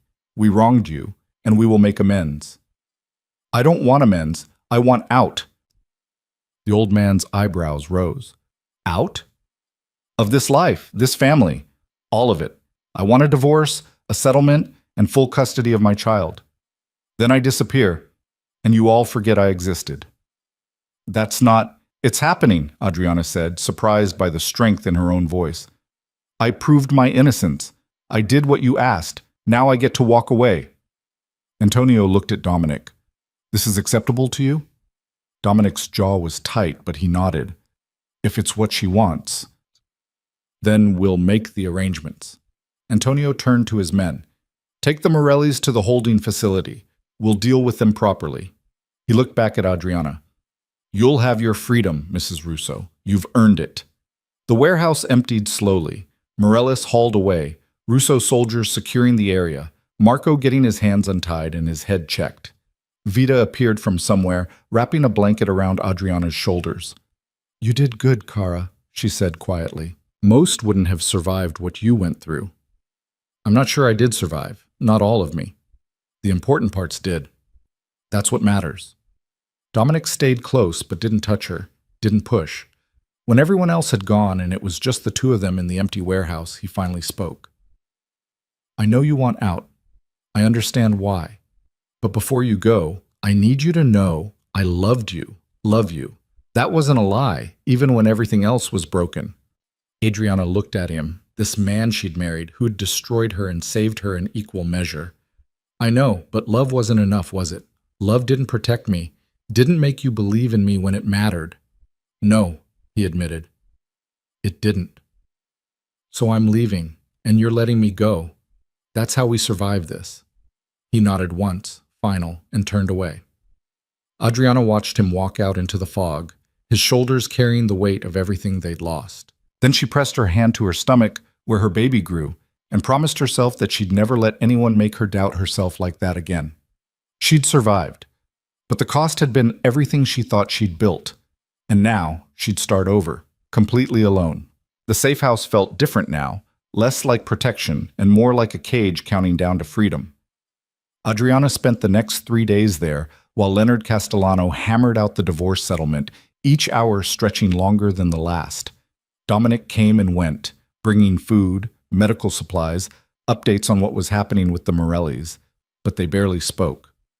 The silence between them had weight now, heavy with everything they'd never be able to fix. On the morning of the 4th day, Leonard arrived with papers. He spread them across the kitchen table, his expression professionally neutral, though Adriana caught something like sympathy in his eyes. "It's generous," he said. More than generous, actually. Dominic didn't negotiate, just signed whatever I put in front of him. Adriana scanned the documents. $5 million in liquid assets, transferred immediately. A brownstone in Boston, fully paid, under a trust that couldn't be touched by the family. Monthly support until the child turned 18. Full custody, no visitation rights unless Adriana explicitly allowed it. Her maiden name restored. All ties to the Russo family legally severed. "He's buying his guilt," she said. "Maybe. Or he's making sure you and the baby are protected." Leonard pulled out a pen. "Either way, you should take it. Women in your position usually get far less. Women in my position usually end up dead." "Yes, they do." He pushed the pen toward her. "Sign it, Adriana. Take the money, take the freedom, and don't look back." She signed. Her hand was steady, her signature firm. With each page, she felt the marriage dissolve, not just legally, but in some deeper way. 3 years erased with ink and witnesses. When the last signature dried, Leonard gathered the papers. "You're free. Legally, financially, completely. The family has no claim on you or the child. Dominic made sure of that." "Where is he?" "Dealing with the Morelli situation. It's gotten complicated." "How complicated?" Leonard hesitated, then seemed to decide she deserved to know. "Vincent Morelli is dead, executed by family vote 3 days ago. Serena's in a psychiatric facility upstate, the family's way of showing mercy to a woman who's clearly unstable. Paolo, the cousin who helped with the technical work, is missing. Probably dead too, though no one's claiming credit." Adriana absorbed this. She should have felt satisfaction, justice served, enemies punished. Instead, she just felt tired, empty. "What about Viktor Sokolov? The Volkov connection?" "That's where it gets interesting. Turns out Viktor was playing both sides, working for Serena but also feeding information to his own organization. The Volkovs didn't know about the framing, but they knew about the affair and were planning to use it for leverage. When everything came out, they eliminated Viktor themselves. Didn't appreciate being used without permission. So everyone's dead or destroyed. Except you." Leonard's smile was small. "You survived, which in this world is the same as winning." A car arrived that afternoon to take her to Boston. Adriana packed the few things she had, clothes Vita had provided, toiletries, the ultrasound photo she kept folded in her wallet. Her old life fit in a single duffel bag. Dominic was waiting outside. He looked like he hadn't slept in days, dark circles under his eyes. His suit rumpled in a way he normally never allowed. When Adriana appeared with her bag, something crossed his face, pain, maybe, or regret that ran deeper than words could reach. "You don't have to do this," he said. "Yes, I do. The baby needs a father. The baby needs a mother who's alive and sane. You can't give me that if I stay." He stepped closer, and for the first time in weeks, Adriana let him. "I could change, do better. We could try again, make it work." "We already tried. It ended with you sleeping with someone else and me standing in front of your family being accused of treason. That's not fair." "None of this is fair, Dominic, but it's over. You need to accept that." His hand came up, hovering near her face like he wanted to touch her, but knew he'd lost that right. "I love you. I know I destroyed it. No, I don't deserve another chance. But I need you to know. I love you. I always did." "I know." And she did. That was the tragedy of it all. The love had been real on both sides, and it still hadn't been enough.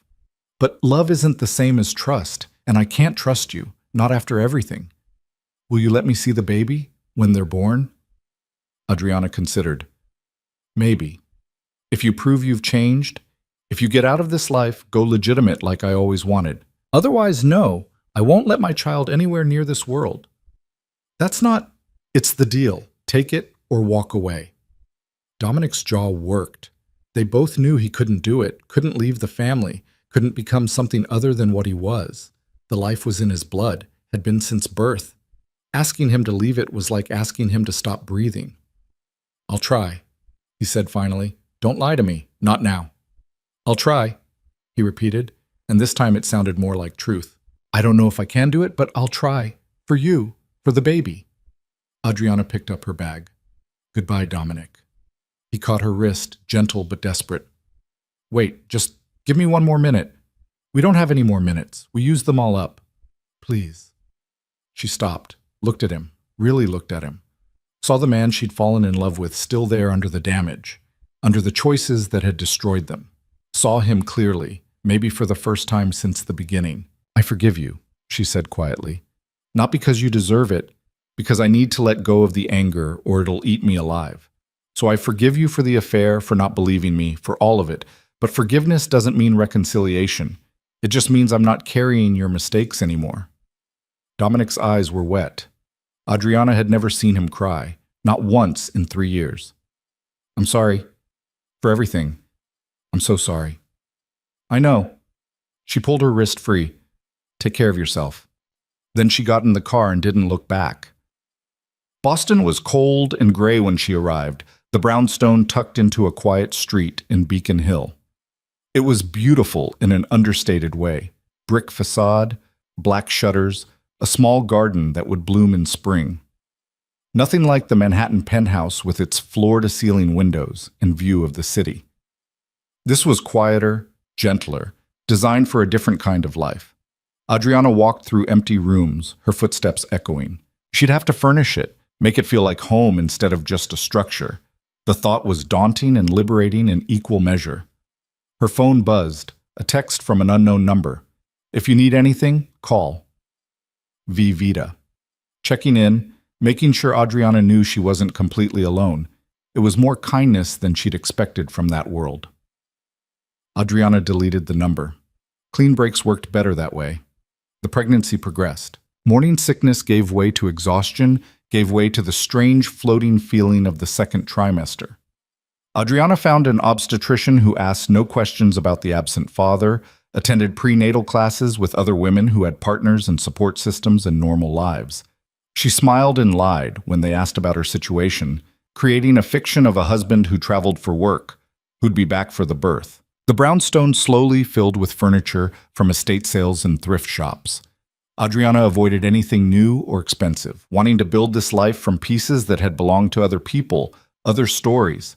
A couch that had seen other families, a dining table scarred with years of use, lamps that had illuminated other homes.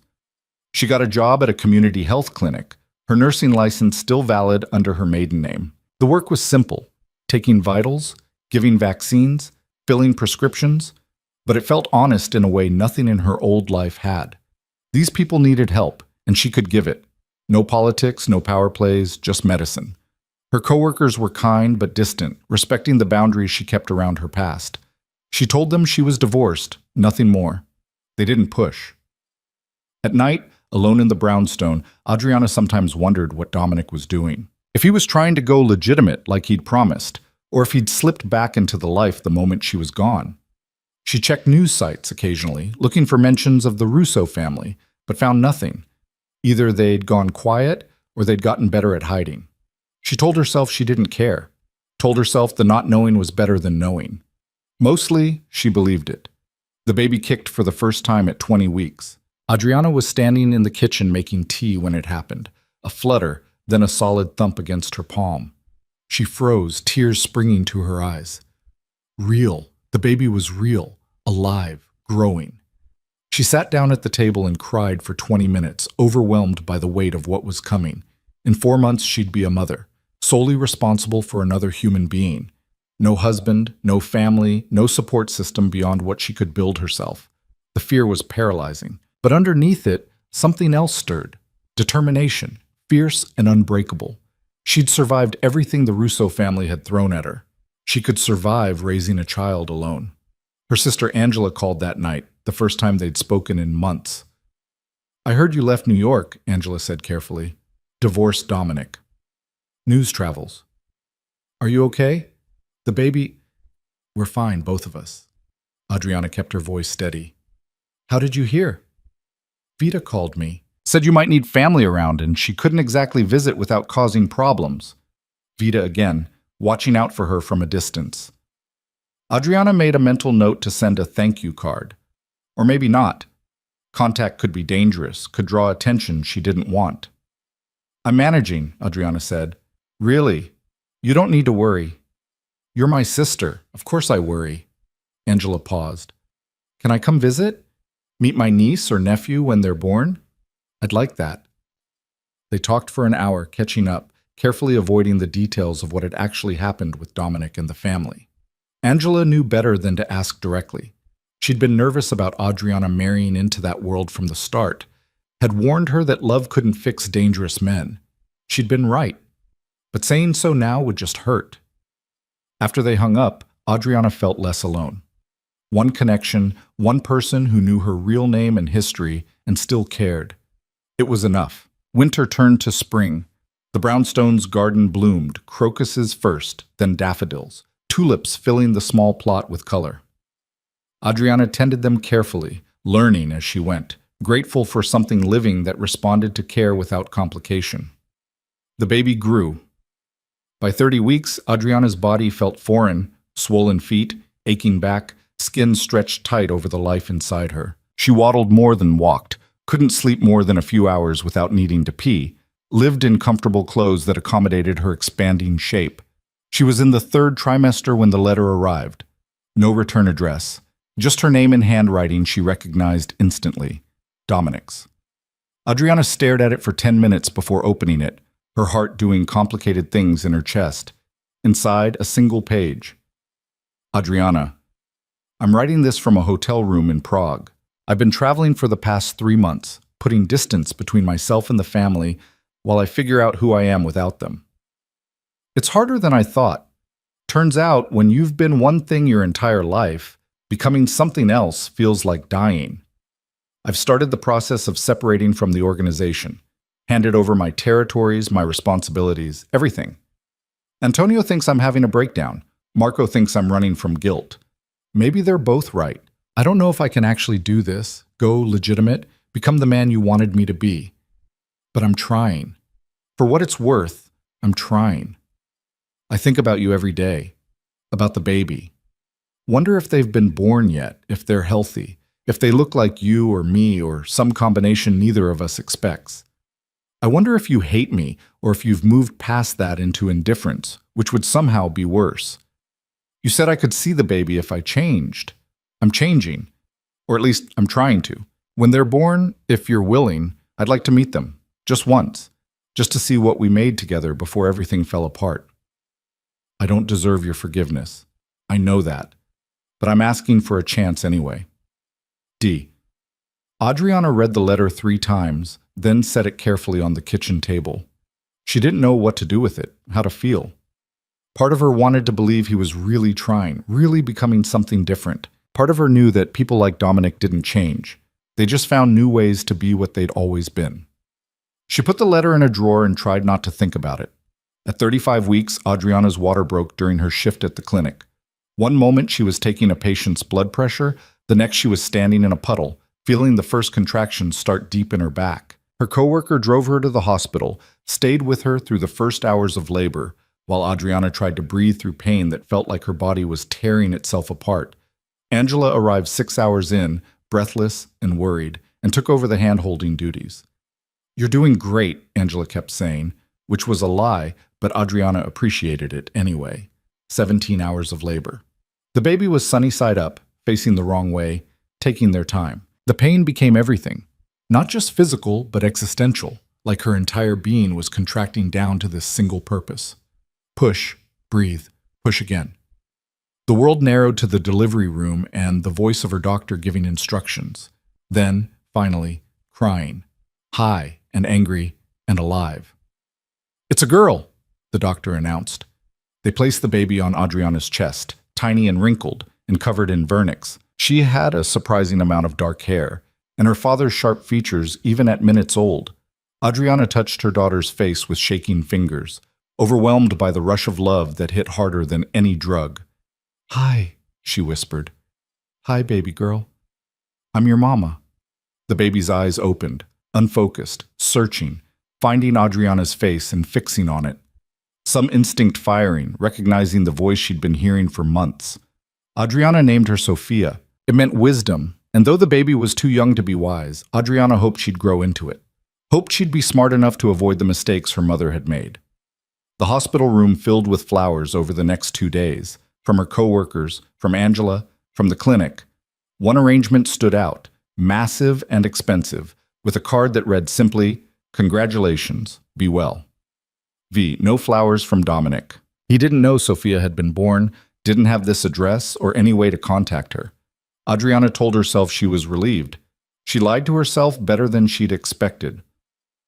They went home 3 days later. Angela helped set up the nursery, showed Adriana how to swaddle properly, stayed for 2 weeks before she had to return to her own life. Then it was just the two of them, Adriana and Sophia, learning each other in the quiet brownstone. The first weeks were brutal. Sophia cried constantly, slept in erratic bursts, needed to eat every 2 hours. Adriana stumbled through in a fog of exhaustion, her body still healing from the birth, her mind barely functioning. She'd known newborns were hard, but knowing and experiencing were different countries. But there were moments. Sophia's tiny hand wrapped around Adriana's finger. The way she'd quiet when Adriana sang, even though Adriana couldn't carry a tune. The smell of her head, sweet and milky. The way she'd stare up at Adriana during feedings, her dark eyes serious and intent. In those moments, Adriana felt purpose settle into her bones. This was why she'd survived. This little person, innocent and perfect, who would never know the violence that had shaped her parents. Sophia was 6 weeks old when the second letter arrived. Adriana, I heard about the baby. A girl. I won't ask how I found out. Let's just say some connections are impossible to completely sever. Her name is Sophia. It's beautiful. I'm back in the States. Not in New York. I can't go back there. Not yet. Maybe not ever. I bought a house in Oregon, of all places. Small town, quiet, the kind of place where people mind their own business. I'm trying to build something legitimate. A security consulting firm using skills I learned in the family, but applied legally. It's slow going. Turns out when your only references are criminals, finding legitimate clients is hard. I know I said I wanted to meet her. I still do. But I also know I have no right to ask. You made a clean break, built a new life. Me showing up would complicate that. So I'm leaving the choice to you. If you want me to stay away, I will. I'll respect your boundaries, won't contact you again. Sophia will grow up without knowing me, and that's probably for the best. But if you're willing to let me be part of her life, even just the edges, even just occasional visits, I'd like that. I want to try to be a father. A real one, not the kind my father was to me. I'm different now, or at least I'm trying to be. Whether that's enough is up to you. The return address is real. If you write back, I'll get it. If you don't, I'll understand. D. Adriana read the letter while Sophia slept in her bassinet, the baby's chest rising and falling in the steady rhythm that Adriana had learned to monitor obsessively. She looked at her daughter, Dominic's daughter too, whether he was present or not, and tried to imagine what was fair. Sophia deserved to know her father. Even if he was flawed, even if he'd made terrible choices, he was still half of where she came from. Denying her that connection felt cruel, but letting Dominic in also felt dangerous. Not physically. She believed he'd never hurt Sophia, but emotionally. What if he tried to pull them back into his world? What if his idea of going legitimate was just a prettier version of the same violence? She sat with the question for 3 days. On the third day, she wrote back, Dominic, Sophia is healthy, beautiful, exhausting, everything I didn't know I needed. I don't trust you. I need to be clear about that up front. You destroyed that trust. And it doesn't just grow back because you write nice letters and move to Oregon. But Sophia deserves the chance to know you. Not the version of you that ran the Russo territories and made people disappear. The version you're claiming to become. So here's the deal. You can visit once a month in Boston, in public places, coffee shops, parks, the aquarium, somewhere neutral with witnesses. You come alone, no family connections, no bringing your old life anywhere near her. You prove you've actually changed, that you're building something legitimate, and we'll see where it goes from there. If you break these rules, if you bring any danger near my daughter, you'll never see her again. I mean that. First visit can be next month. Let me know when you can make it. She sent the letter before she could second-guess herself. Dominic showed up 4 weeks later on a Saturday morning, looking nothing like the man she'd married. He'd lost weight, his suit replaced with jeans and a sweater, his hair longer and unstyled. He looked tired and uncertain, and more human than she'd ever seen him. They met at a park near the brownstone. Adriana pushed Sophia's stroller to a bench, and Dominic sat down carefully, keeping distance between them. "Thank you for this," he said. "Don't thank me yet. You haven't met her." Adriana lifted Sophia out of the stroller. At 3 months, the baby had filled out, her features settling into something recognizable. She had Dominic's eyes, Adriana's mouth, a serious expression that made her look older than her months. "This is Sophia," Adriana said, and placed the baby in Dominic's arms. He held her like she was made of glass, his hands careful, his expression completely transformed. All the hardness Adriana associated with him melted away, leaving something raw and wondering. "She's perfect," he whispered. "She's 3 months old, she cries and poops and doesn't sleep. Perfect is a stretch." But Dominic wasn't listening. He was staring at Sophia, who stared back with her serious dark eyes, the two of them taking measure of each other. Then Sophia smiled, one of her first real smiles, and Dominic's whole face changed. "She smiled at me." Gas, probably. "No, that was real." He looked up at Adriana. "She smiled at me."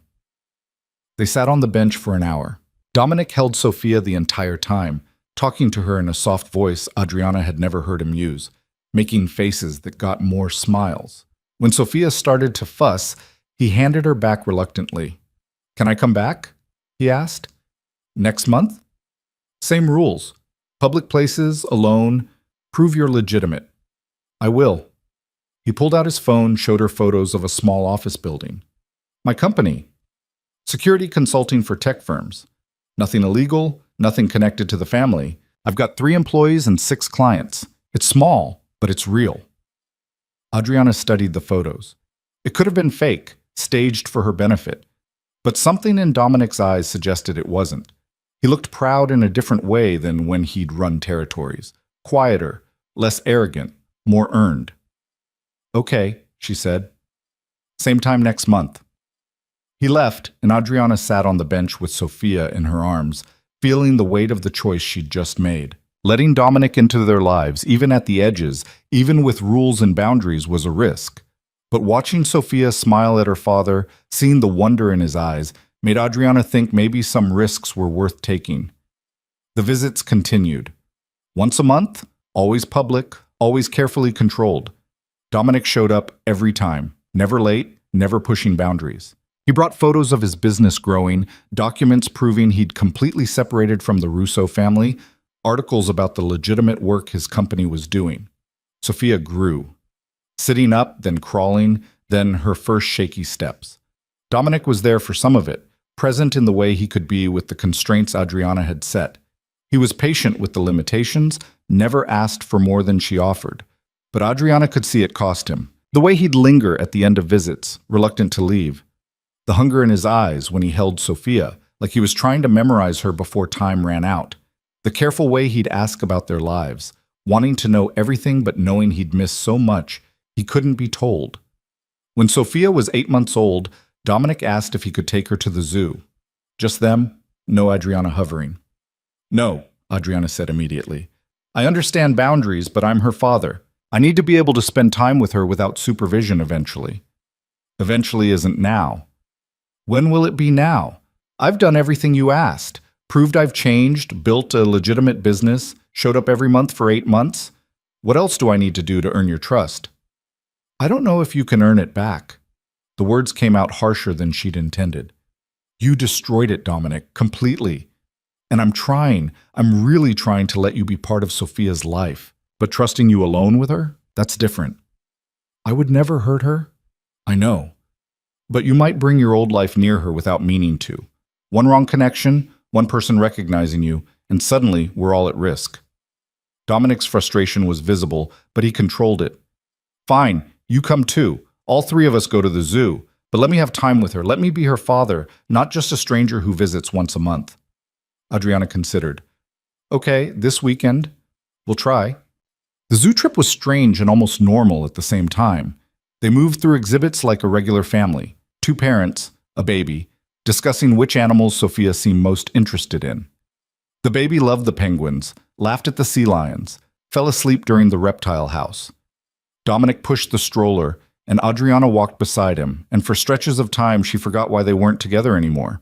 Forgot the affair and the framing and the night she'd nearly died. Just existed in the moment, watching her daughter experience the world with a father who clearly adored her.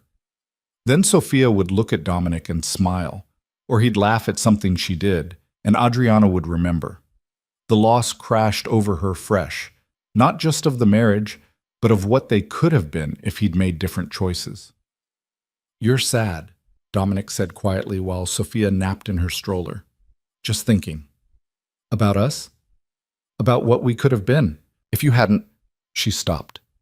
It doesn't matter now. It matters to me. Dominic stopped walking, turned to face her. I know I can't undo what I did. No, I destroyed something irreplaceable. But Adriana, I'm not the same man who hurt you. I've spent every day since you left trying to become someone better. Someone worthy of being Sophia's father, of being in your life again, even just at the edges. Why? The question burst out before she could stop it. Why go through all this? You could have just stayed in your world, had other children with someone else, moved on. Because I don't want other children with someone else. I want Sophia, and I want... He hesitated. I want you. Still. Always. Even though I know that ship has sailed, even though I destroyed any chance we had, the wanting doesn't stop just because I don't deserve it anymore. Adriana's chest ached. Part of her wanted to believe him, wanted to think they could rebuild what they'd lost. But the scar tissue was too thick, the damage too deep. I can't go back to you, she said. Too much has happened. Too much trust got broken. But maybe we can move forward.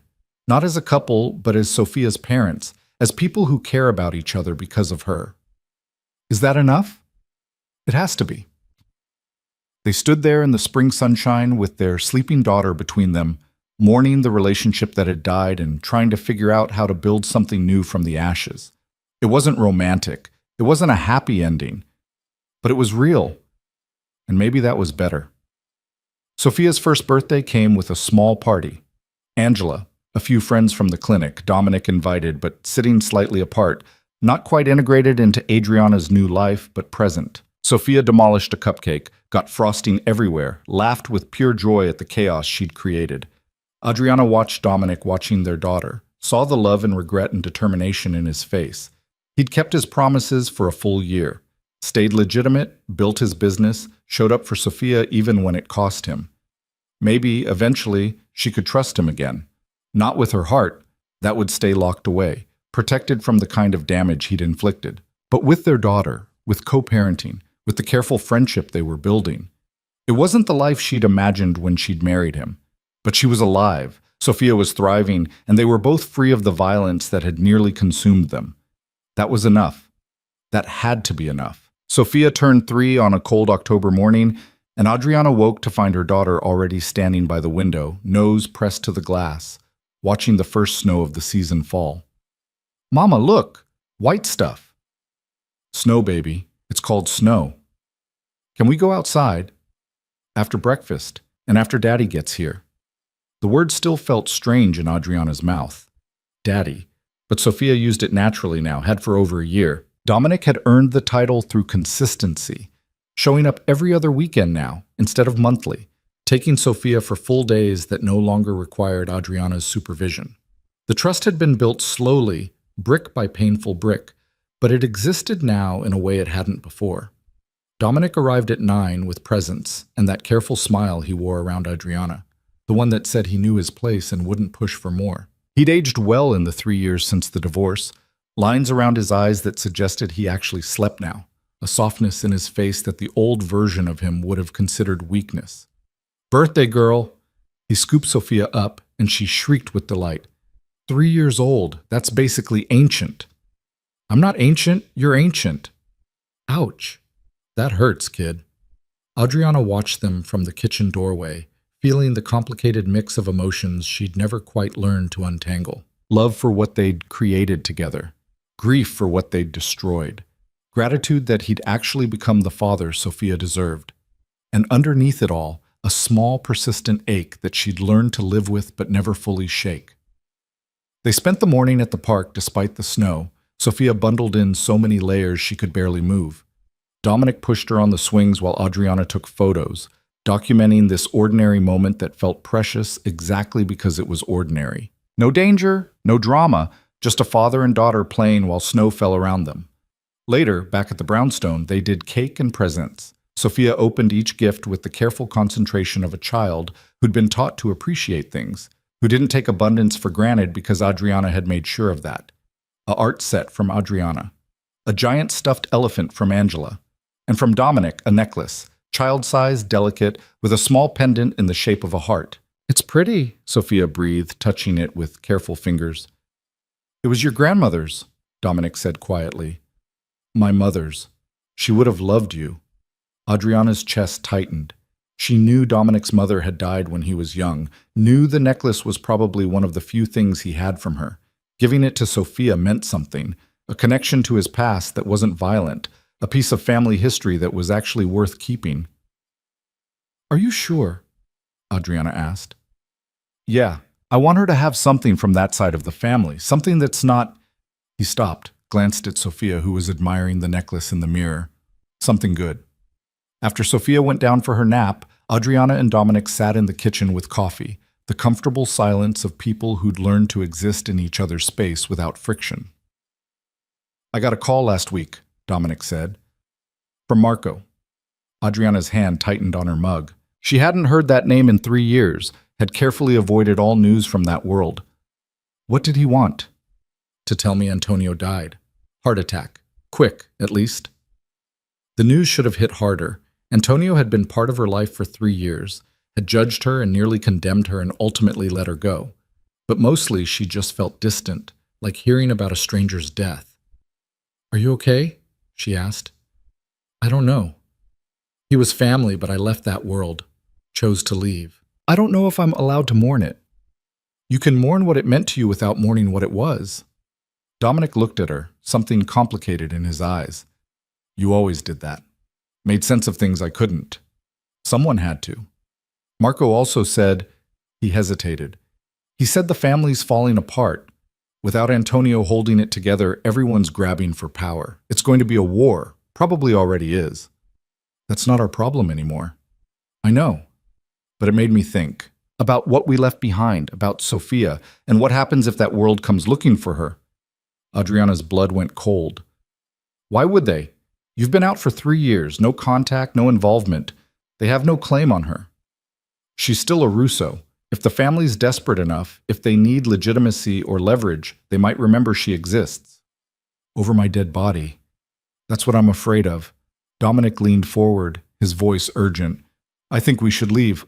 All of us. Go somewhere they can't find us. New names, new city, completely off the grid. I have a life here, a job, friends, Angela visits. And Sophia has a target on her back if the wrong people start asking questions.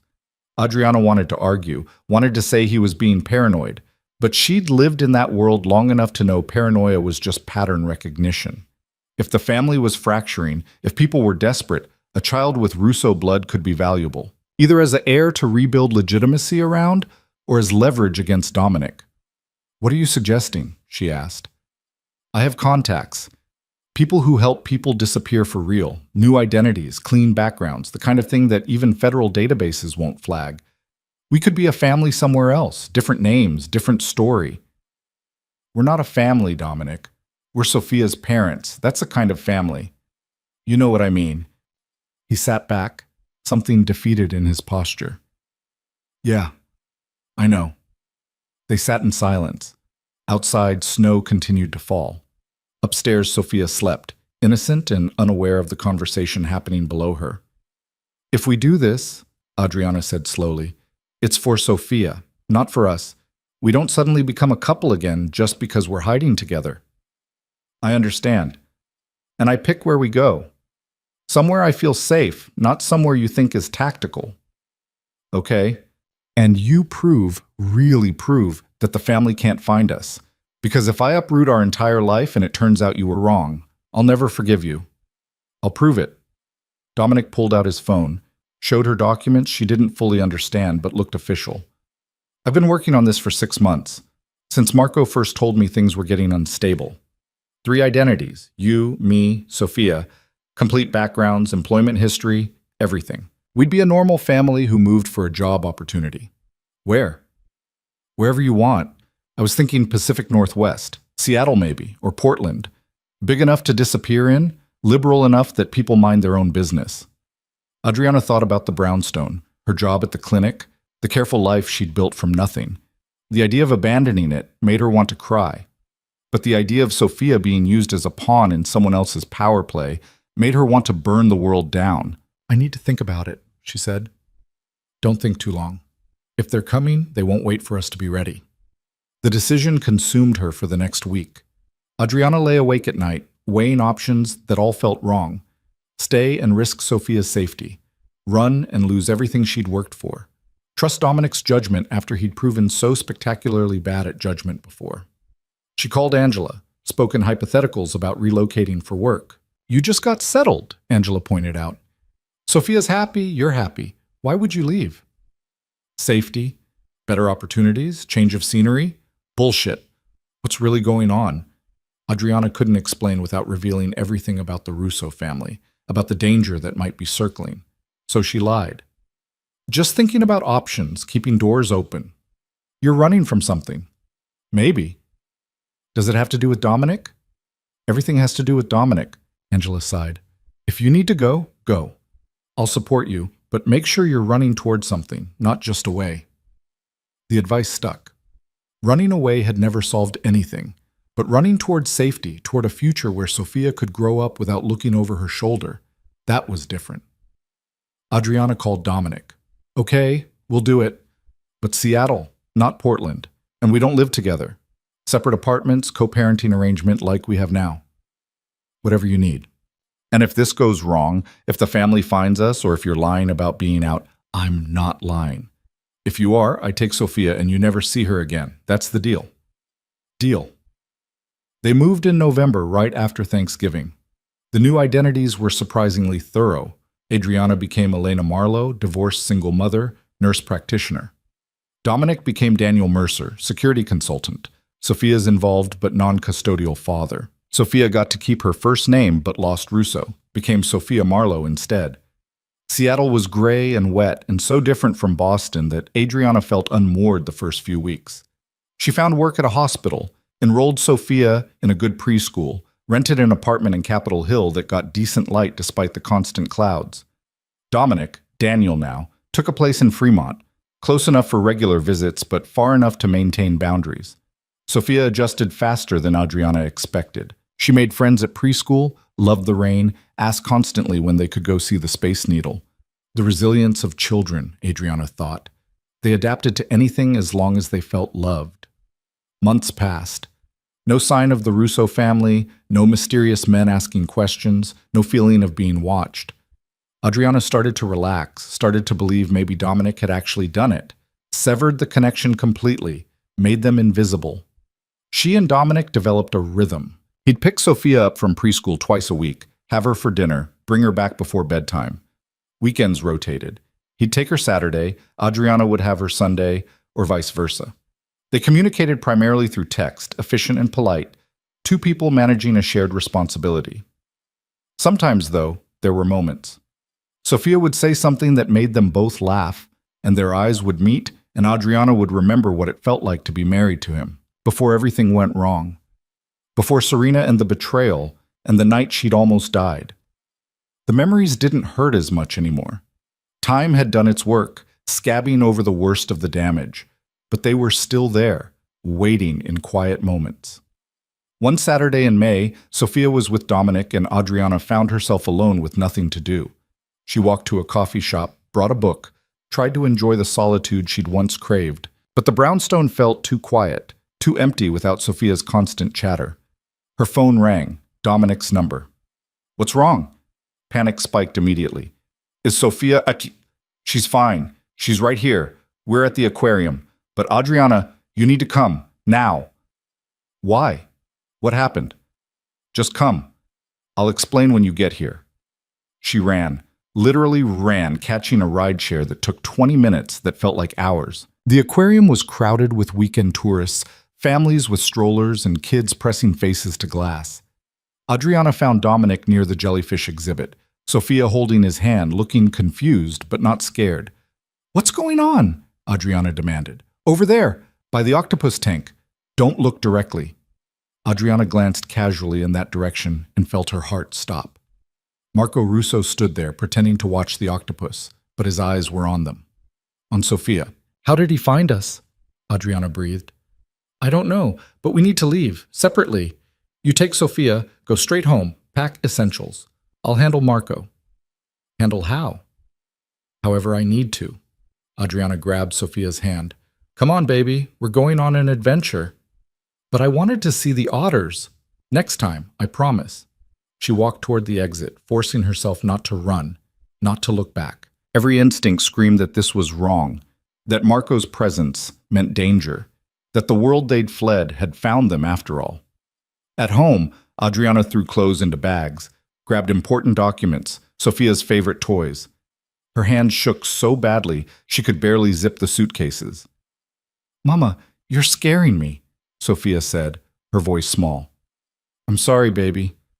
We just need to take a little trip. It'll be okay." "Is Daddy coming?" "I don't know." Her phone rang. Dominic. "Are you safe?" he asked immediately. "At the apartment, packing. What happened with Marco?" "He wants to talk, says he's not here to cause trouble." "And you believe him?" "I don't know. But he's alone, no backup. If the family sent him to grab Sophia, he'd have brought muscle." Adriana's mind raced. "Where is he now?" "Coffee shop 2 blocks from the aquarium. He's waiting." "For what?" "Us. Both of us. He says we owe him a conversation." Every instinct said no, said to run, and keep running. But Adriana had learned in that world that running from conversations often made things worse. "Fine, but somewhere public, and I'm bringing Sophia to Angela first." "There's no time to get her to Boston." "Then a friend's house, someone he doesn't know exists." She called a coworker, explained there was a family emergency. Could Sophia stay for a few hours? The woman agreed immediately, and Adriana dropped Sophia off with promises that everything was fine, that Mama would be back soon. The coffee shop was aggressively Seattle, reclaimed wood, local art, baristas with elaborate tattoos. Marco sat in a corner booth, looking out of place in his expensive coat, his city edge visible despite 3 years and 3,000 miles of distance. Adriana slid in across from him. Dominic sat beside her, tense and ready. "You look good," Marco said to Adriana. "Healthy?" "Seattle agrees with you." "How did you find us?" "I'm good at my job. Even when I'm not trying to find people, I tend to find them." He sipped coffee that had probably gone cold. "Relax. I'm not here to drag you back or hurt anyone. I came to warn you." "Warn us about what?" Dominic's voice was hard. "The family's imploding. I told you that months ago, but it's gotten worse. Carlo Benedetti's trying to consolidate power, absorb the territories. He's been systematically eliminating anyone with a claim to leadership, which means anyone with Russo blood." "I'm out," Dominic said. "Completely out. I have no claim to anything. You're Antonio's nephew. That makes you a threat whether you want to be or not. And Sophia..." Marco's eyes flicked to Adriana. "Your daughter has the bloodline, Carlo's old school. He won't tolerate loose ends." Adriana's voice came out flat. "He wants to kill my daughter. He wants to eliminate anyone who could challenge him. Right now, that's a small list. You're on it." "So what do we do?" Dominic asked. "Keep running? Change identities again?" "You could, but he'll find you eventually. Carlo has resources, patience. He'll keep looking until he finds Sophia, and then... Marco stopped, the implication clear. Adriana felt rage building in her chest. I got out of this life. I did everything right. I left, changed my name, raised my daughter away from all of this. And you're telling me it doesn't matter? That we're still targets? I'm telling you that blood matters more than geography in this world. You know that. Then what do you suggest? We can't keep running forever. Marco leaned forward. You eliminate the threat. Carlo's consolidating power, but he's making enemies. A lot of the old families don't like how he's operating. If someone were to provide information that would bring him down, federal information, the kind that would put him away for life, those families would be grateful. You want us to become informants, Dominic said. I want you to protect your daughter. This is how you do it. Adriana looked at Dominic, saw her own conflict mirrored in his face. They'd spent 3 years building legitimate lives, staying away from anything that resembled the old world. Becoming informants would drag them right back into it. But if it meant Sophia was safe, if it meant Carlo couldn't touch her, what would we need to provide? Adriana asked. Evidence, documentation, testimony. I can get you in touch with the right people, make sure you're protected. Protected like witness protection? Better, the kind of protection that comes from being so useful that you're untouchable. Marco pulled out a card, set it on the table. FBI agent. She's been working organized crime for a decade. Knows the families, knows how to build cases. Talk to her. See what she says. Adriana picked up the card. Patricia Moreno. The name made her stomach turn.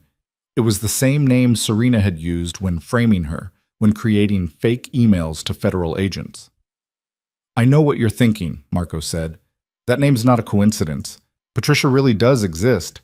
Serena used her identity to make the frame more convincing. But the real Patricia is clean, professional. She'll help you. Why are you doing this? Dominic asked. Why help us? Marco's expression was complicated. Because you got out. You actually did it. Left the life. Built something clean. That takes guts. And because Sophia deserves better than to die because of blood she didn't choose. He stood. I'll give you a week to think about it. After that, I'm gone. Back to New York, back to my own problems. What you do with the information is up to you. He left. Adriana and Dominic sat in silence, the card on the table between them like a grenade. This is insane, Adriana said finally. Yeah. We could run again, new identities, different country this time. And in 5 years, Carlo finds us anyway. Or someone else does. There's always someone else. Adriana knew he was right. Running had bought them time, but it wasn't a permanent solution. Eventually, the past caught up. It always did. If we do this, she said, if we work with the FBI, we have to be smart. Get immunity for anything we might know, make sure we're protected, that Sophia's protected. Agreed. And after, if it works, if Carlo goes down, we're done. No more family business, no more contacts. We cut every remaining tie. I'm already done, Adriana. I have been since the day you left. She looked at him, really looked at him. 3 years of proving himself, of showing up for Sophia, of building a legitimate business and staying clean. He'd done everything he'd promised. Maybe it was time to actually believe him. Okay, she said. Let's call Patricia Moreno.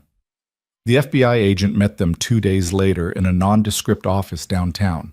She was in her 40s, sharp-eyed with the tired competence of someone who'd seen everything twice. She listened to their story without interrupting, taking notes in precise handwriting. You have direct knowledge of Russo family operations? She asked Dominic. 3 years' worth. Territory management, financial structures, enforcement protocols. I ran a significant piece of the organization before I left. And you're willing to testify? If it means my daughter is safe, yes. Patricia turned to Adriana. You were married to him during that time. That makes you a potential witness too. I tried to stay out of the business side. But you saw things, heard things, attended family meetings. Adriana thought about the dinners, the conversations she'd only half understood at the time, the details she'd absorbed without meaning to. Yes. Then you're both valuable. If you're willing to cooperate fully, we can build a case. But you need to understand what you're signing up for. This isn't a quick process. It could take months, maybe years.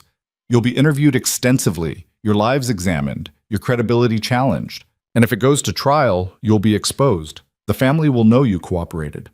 Carlo wants us dead anyway, Dominic pointed out. At least this way we get something out of it. Patricia studied them both. I'll be honest, most people in your position don't make it. They either get killed before they can testify, or they lose their nerve and recant. This is dangerous. For all of you. We understand, Adriana said. Do you? Because your daughter's safety depends on you following through. If you start this and don't finish, you'll be in more danger than you are now. The weight of the decision pressed down. Adriana thought about Sofia, about the life they'd built, about the impossible choice between running forever and fighting back. We'll do it, she said, whatever it takes. The next 6 months were brutal. Hours of interviews, document review, building the case piece by piece. Dominic provided the operational details, how money moved, where bodies were buried, who gave orders. Adriana corroborated what she'd witnessed, filled in social dynamics, identified key players from family gatherings. Patricia was thorough and relentless. She challenged every statement, verified every claim, built a case so airtight that even the best lawyers couldn't dismantle it. Sofia, mercifully, was kept out of it. She went to preschool, played with friends, lived a normal life while her parents spent evenings answering questions about murder and extortion. The strain showed. Adriana lost weight, slept poorly, jumped at unexpected sounds.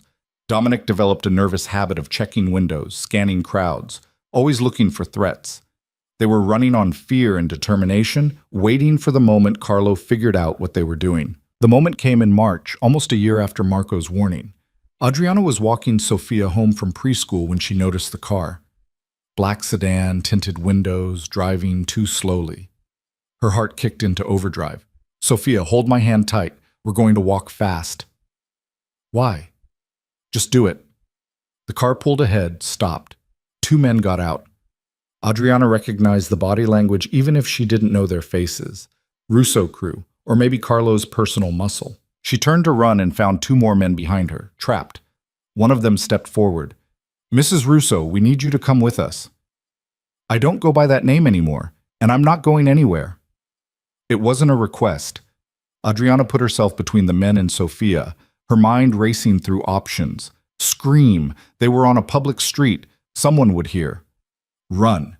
But she couldn't outrun 4 men while carrying a 3-year-old. Fight. Laughable. She'd be dead in seconds. The man reached for her arm. Federal agents. Hands where we can see them. Patricia Moreno appeared from a parked car with 3 other agents, weapons drawn. The Russo men froze, calculating odds, then slowly raised their hands. On the ground. Now. They complied. Patricia kept her weapon trained on them, while the other agents secured them with zip ties. You okay? Patricia asked Adriana. How did you know? We've been watching you. Since we started the investigation, you've had protection. We just try to stay invisible. Adriana's legs felt weak. She picked up Sofia, who was crying, scared by the guns and shouting. It's okay, baby. Everything's okay. These are good guys. Patricia holstered her weapon. This escalates things. Carlo knows you're working with us. We need to move you. Both of you and Dominic. Secure location until the trial. How long? Months, probably, but you'll be safe. Safe. The word felt hollow. They'd been chasing safety for 3 years, and it kept slipping away. But Adriana nodded. Okay. Let's go. The safe house was in Montana, isolated and cold, so different from Seattle that Adriana felt like she'd landed on another planet. She and Sofia had 1 bedroom, Dominic had another. Federal agents rotated shifts outside, armed and vigilant. It was prison in everything but name. Comfortable prison, but still prison. Sofia hated it. She cried for her friends, her preschool, the familiar streets of Seattle. Adriana tried to make it an adventure. They did homeschool lessons, crafts, baked cookies, but the walls closed in more every day. Dominic threw himself into trial preparation, spending hours reviewing testimony with Patricia and the prosecution team. His testimony would be the backbone of the case, detailed, specific, damning. At night, after Sofia slept, Adriana and Dominic would sit in the kitchen, too wired to sleep themselves. I'm sorry, he said one night, for all of this. If I'd never... don't! Adriana was too tired for apologies. What's done is done. We just need to survive this. After the trial, if we win, we could actually be free, really free. No looking over our shoulders, no running. If we win, that's a big if. We'll win. The case is solid. Cases fall apart. Witnesses recant. Juries get bought. Adriana rubbed her eyes. I won't believe we're safe until Carlo's actually in prison and we're somewhere he can't touch us. Dominic reached across the table, stopped just short of touching her hand. Can I ask you something? What? If this works, if we get through the trial and Carlo goes away and we're actually safe, would you consider trying again? Us, I mean. As a family. Adriana pulled her hand back. Dominic, I know I don't deserve it. Know too much has happened. But these past 3 years, watching you with Sophia, seeing the life you built, I can't stop thinking about what we could have if we tried again. We tried. It ended with you cheating and me almost dying. I was different then, younger, stupider, so focused on being what I thought I needed to be that I destroyed what actually mattered. And you think 3 years fixes that? No. But 3 years of showing up, of being present, of choosing you and Sophia every single day, that has to count for something. Adriana looked at him across the table, this man who'd broken her heart and saved her life in equal measure. Part of her wanted to believe they could rebuild what they'd lost, but the scar tissue was still there, thick and permanent.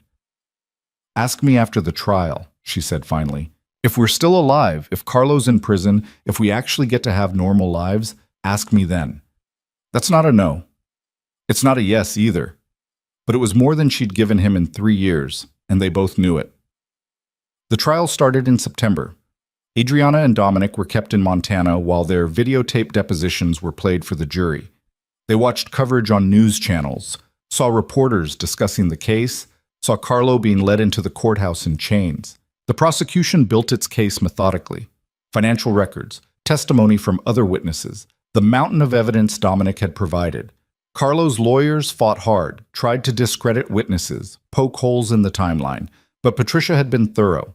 Every attack was anticipated, every weakness reinforced. On day 12, Dominic's testimony was shown. Adriana watched him on screen, detailed and precise, describing murders and extortion with the clinical detachment of someone who'd left that world behind. The jury listened, rapt. Carlo's lawyer cross-examined aggressively, trying to paint Dominic as unreliable, motivated by revenge. But Dominic stayed calm, consistent, unshakable. 3 weeks into the trial, the defense rested. Closing arguments took 2 days. Then the jury deliberated. Adriana spent 4 days in agonizing limbo, unable to sleep or eat, watching Sophia play while terror gnawed at her insides. If the jury acquitted, Carlo would come for them. Patricia had made that clear. Their only safety was in his conviction. On the afternoon of the 4th day, Patricia called. We have a verdict. Adriana's hand shook so badly she almost dropped the phone. And? Guilty. All counts. Carlo Benedetti is going to prison for the rest of his life. The relief was so overwhelming Adriana couldn't breathe. She sat down hard, tears streaming down her face, unable to speak. You're safe now, Patricia said. It's over. Over. After 3 years of running, 6 months of testimony, weeks of waiting, it was actually over. Dominic came into the room, saw her face, understood immediately. We won? We won. He pulled her into his arms, and she let him, let herself collapse against his chest and cry like she hadn't cried since the night she'd left New York. Dominic held her, and for the first time in 3 years, Adriana let herself believe they might actually survive this. They stayed in Montana for another month while the FBI wrapped up remaining cases against other family members. The Russo organization was effectively dismantled, its leadership dead or imprisoned, its territories absorbed by rivals. The world Adriana had escaped from no longer existed in any meaningful form. When they were finally cleared to leave, Patricia offered witness protection, new identities, relocation assistance, the full package. Thanks, Adriana said. But I think we've had enough of running. You're sure? There could still be people who want revenge. There's always someone who wants revenge, but we can't live our lives hiding forever. They went back to Seattle. Adriana returned to her job at the hospital, enrolled Sophia back in preschool, reclaimed the life they'd paused. It felt surreal at first, doing normal things like grocery shopping without looking over her shoulder. But gradually, she learned to trust it. Dominic stayed in Seattle too, close but not intrusive. He and Adriana developed a new rhythm. Dinner together once a week, all three of them, casual and low pressure. They talked about Sophia's development, shared stories from work, slowly rebuilt a friendship from the ruins of their marriage. One night, 3 months after the trial, Sophia fell asleep on the couch between them during a movie. Dominic carried her to bed while Adriana cleaned up dinner dishes. When he came back, he stood in the kitchen doorway. "You told me to ask again after the trial." Adriana's hand stilled in the dishwater. "I did. So I'm asking. Can we try again? Real try, not just co-parenting. See if we can build something from what's left." She turned to face him. "Why? What's different now?" "Everything. We're different. I've spent 3 years proving I can be the man you needed me to be. You've spent 3 years building a life that doesn't need me. We're not the broken people we were when this started. You hurt me, Dominic, destroyed my trust, and nearly got me killed. Those aren't things you just move past." "I know, but you forgave me. You said so yourself, before you left for Boston." "Forgiveness isn't the same as reconciliation." "I know that too, but maybe—" He stepped closer. "Maybe it's a start. Maybe we take it slow, see where it goes. No pressure, no expectations. Just two people who love their daughter trying to figure out if they can love each other again." Adriana looked at him, really looked at him, saw the changes 3 years had wrought, the softness, the patience, the man who'd shown up for his daughter every single time without fail, the man who'd risked everything to keep them safe, who'd testified against his own family to protect them. He'd spent 3 years earning back what he'd destroyed. Maybe that was enough. "Okay," she said quietly. "We can try. But Dominic, if you hurt me again, if you break this trust again, we're done, permanently. No third chances." "I won't. I swear to you, I won't."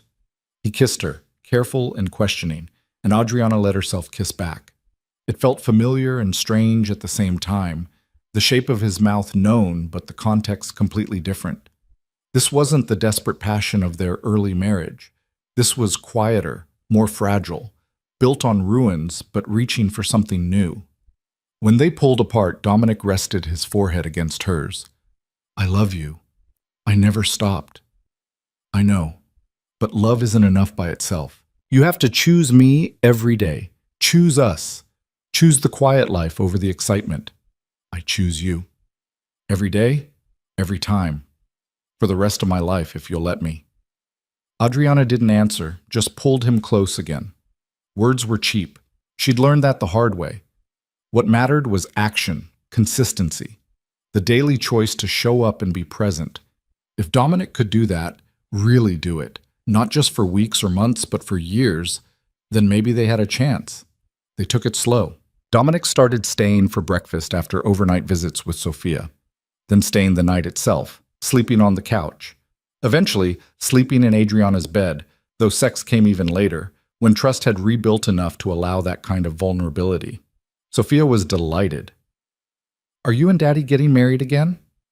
"We're figuring things out, baby, taking it one day at a time."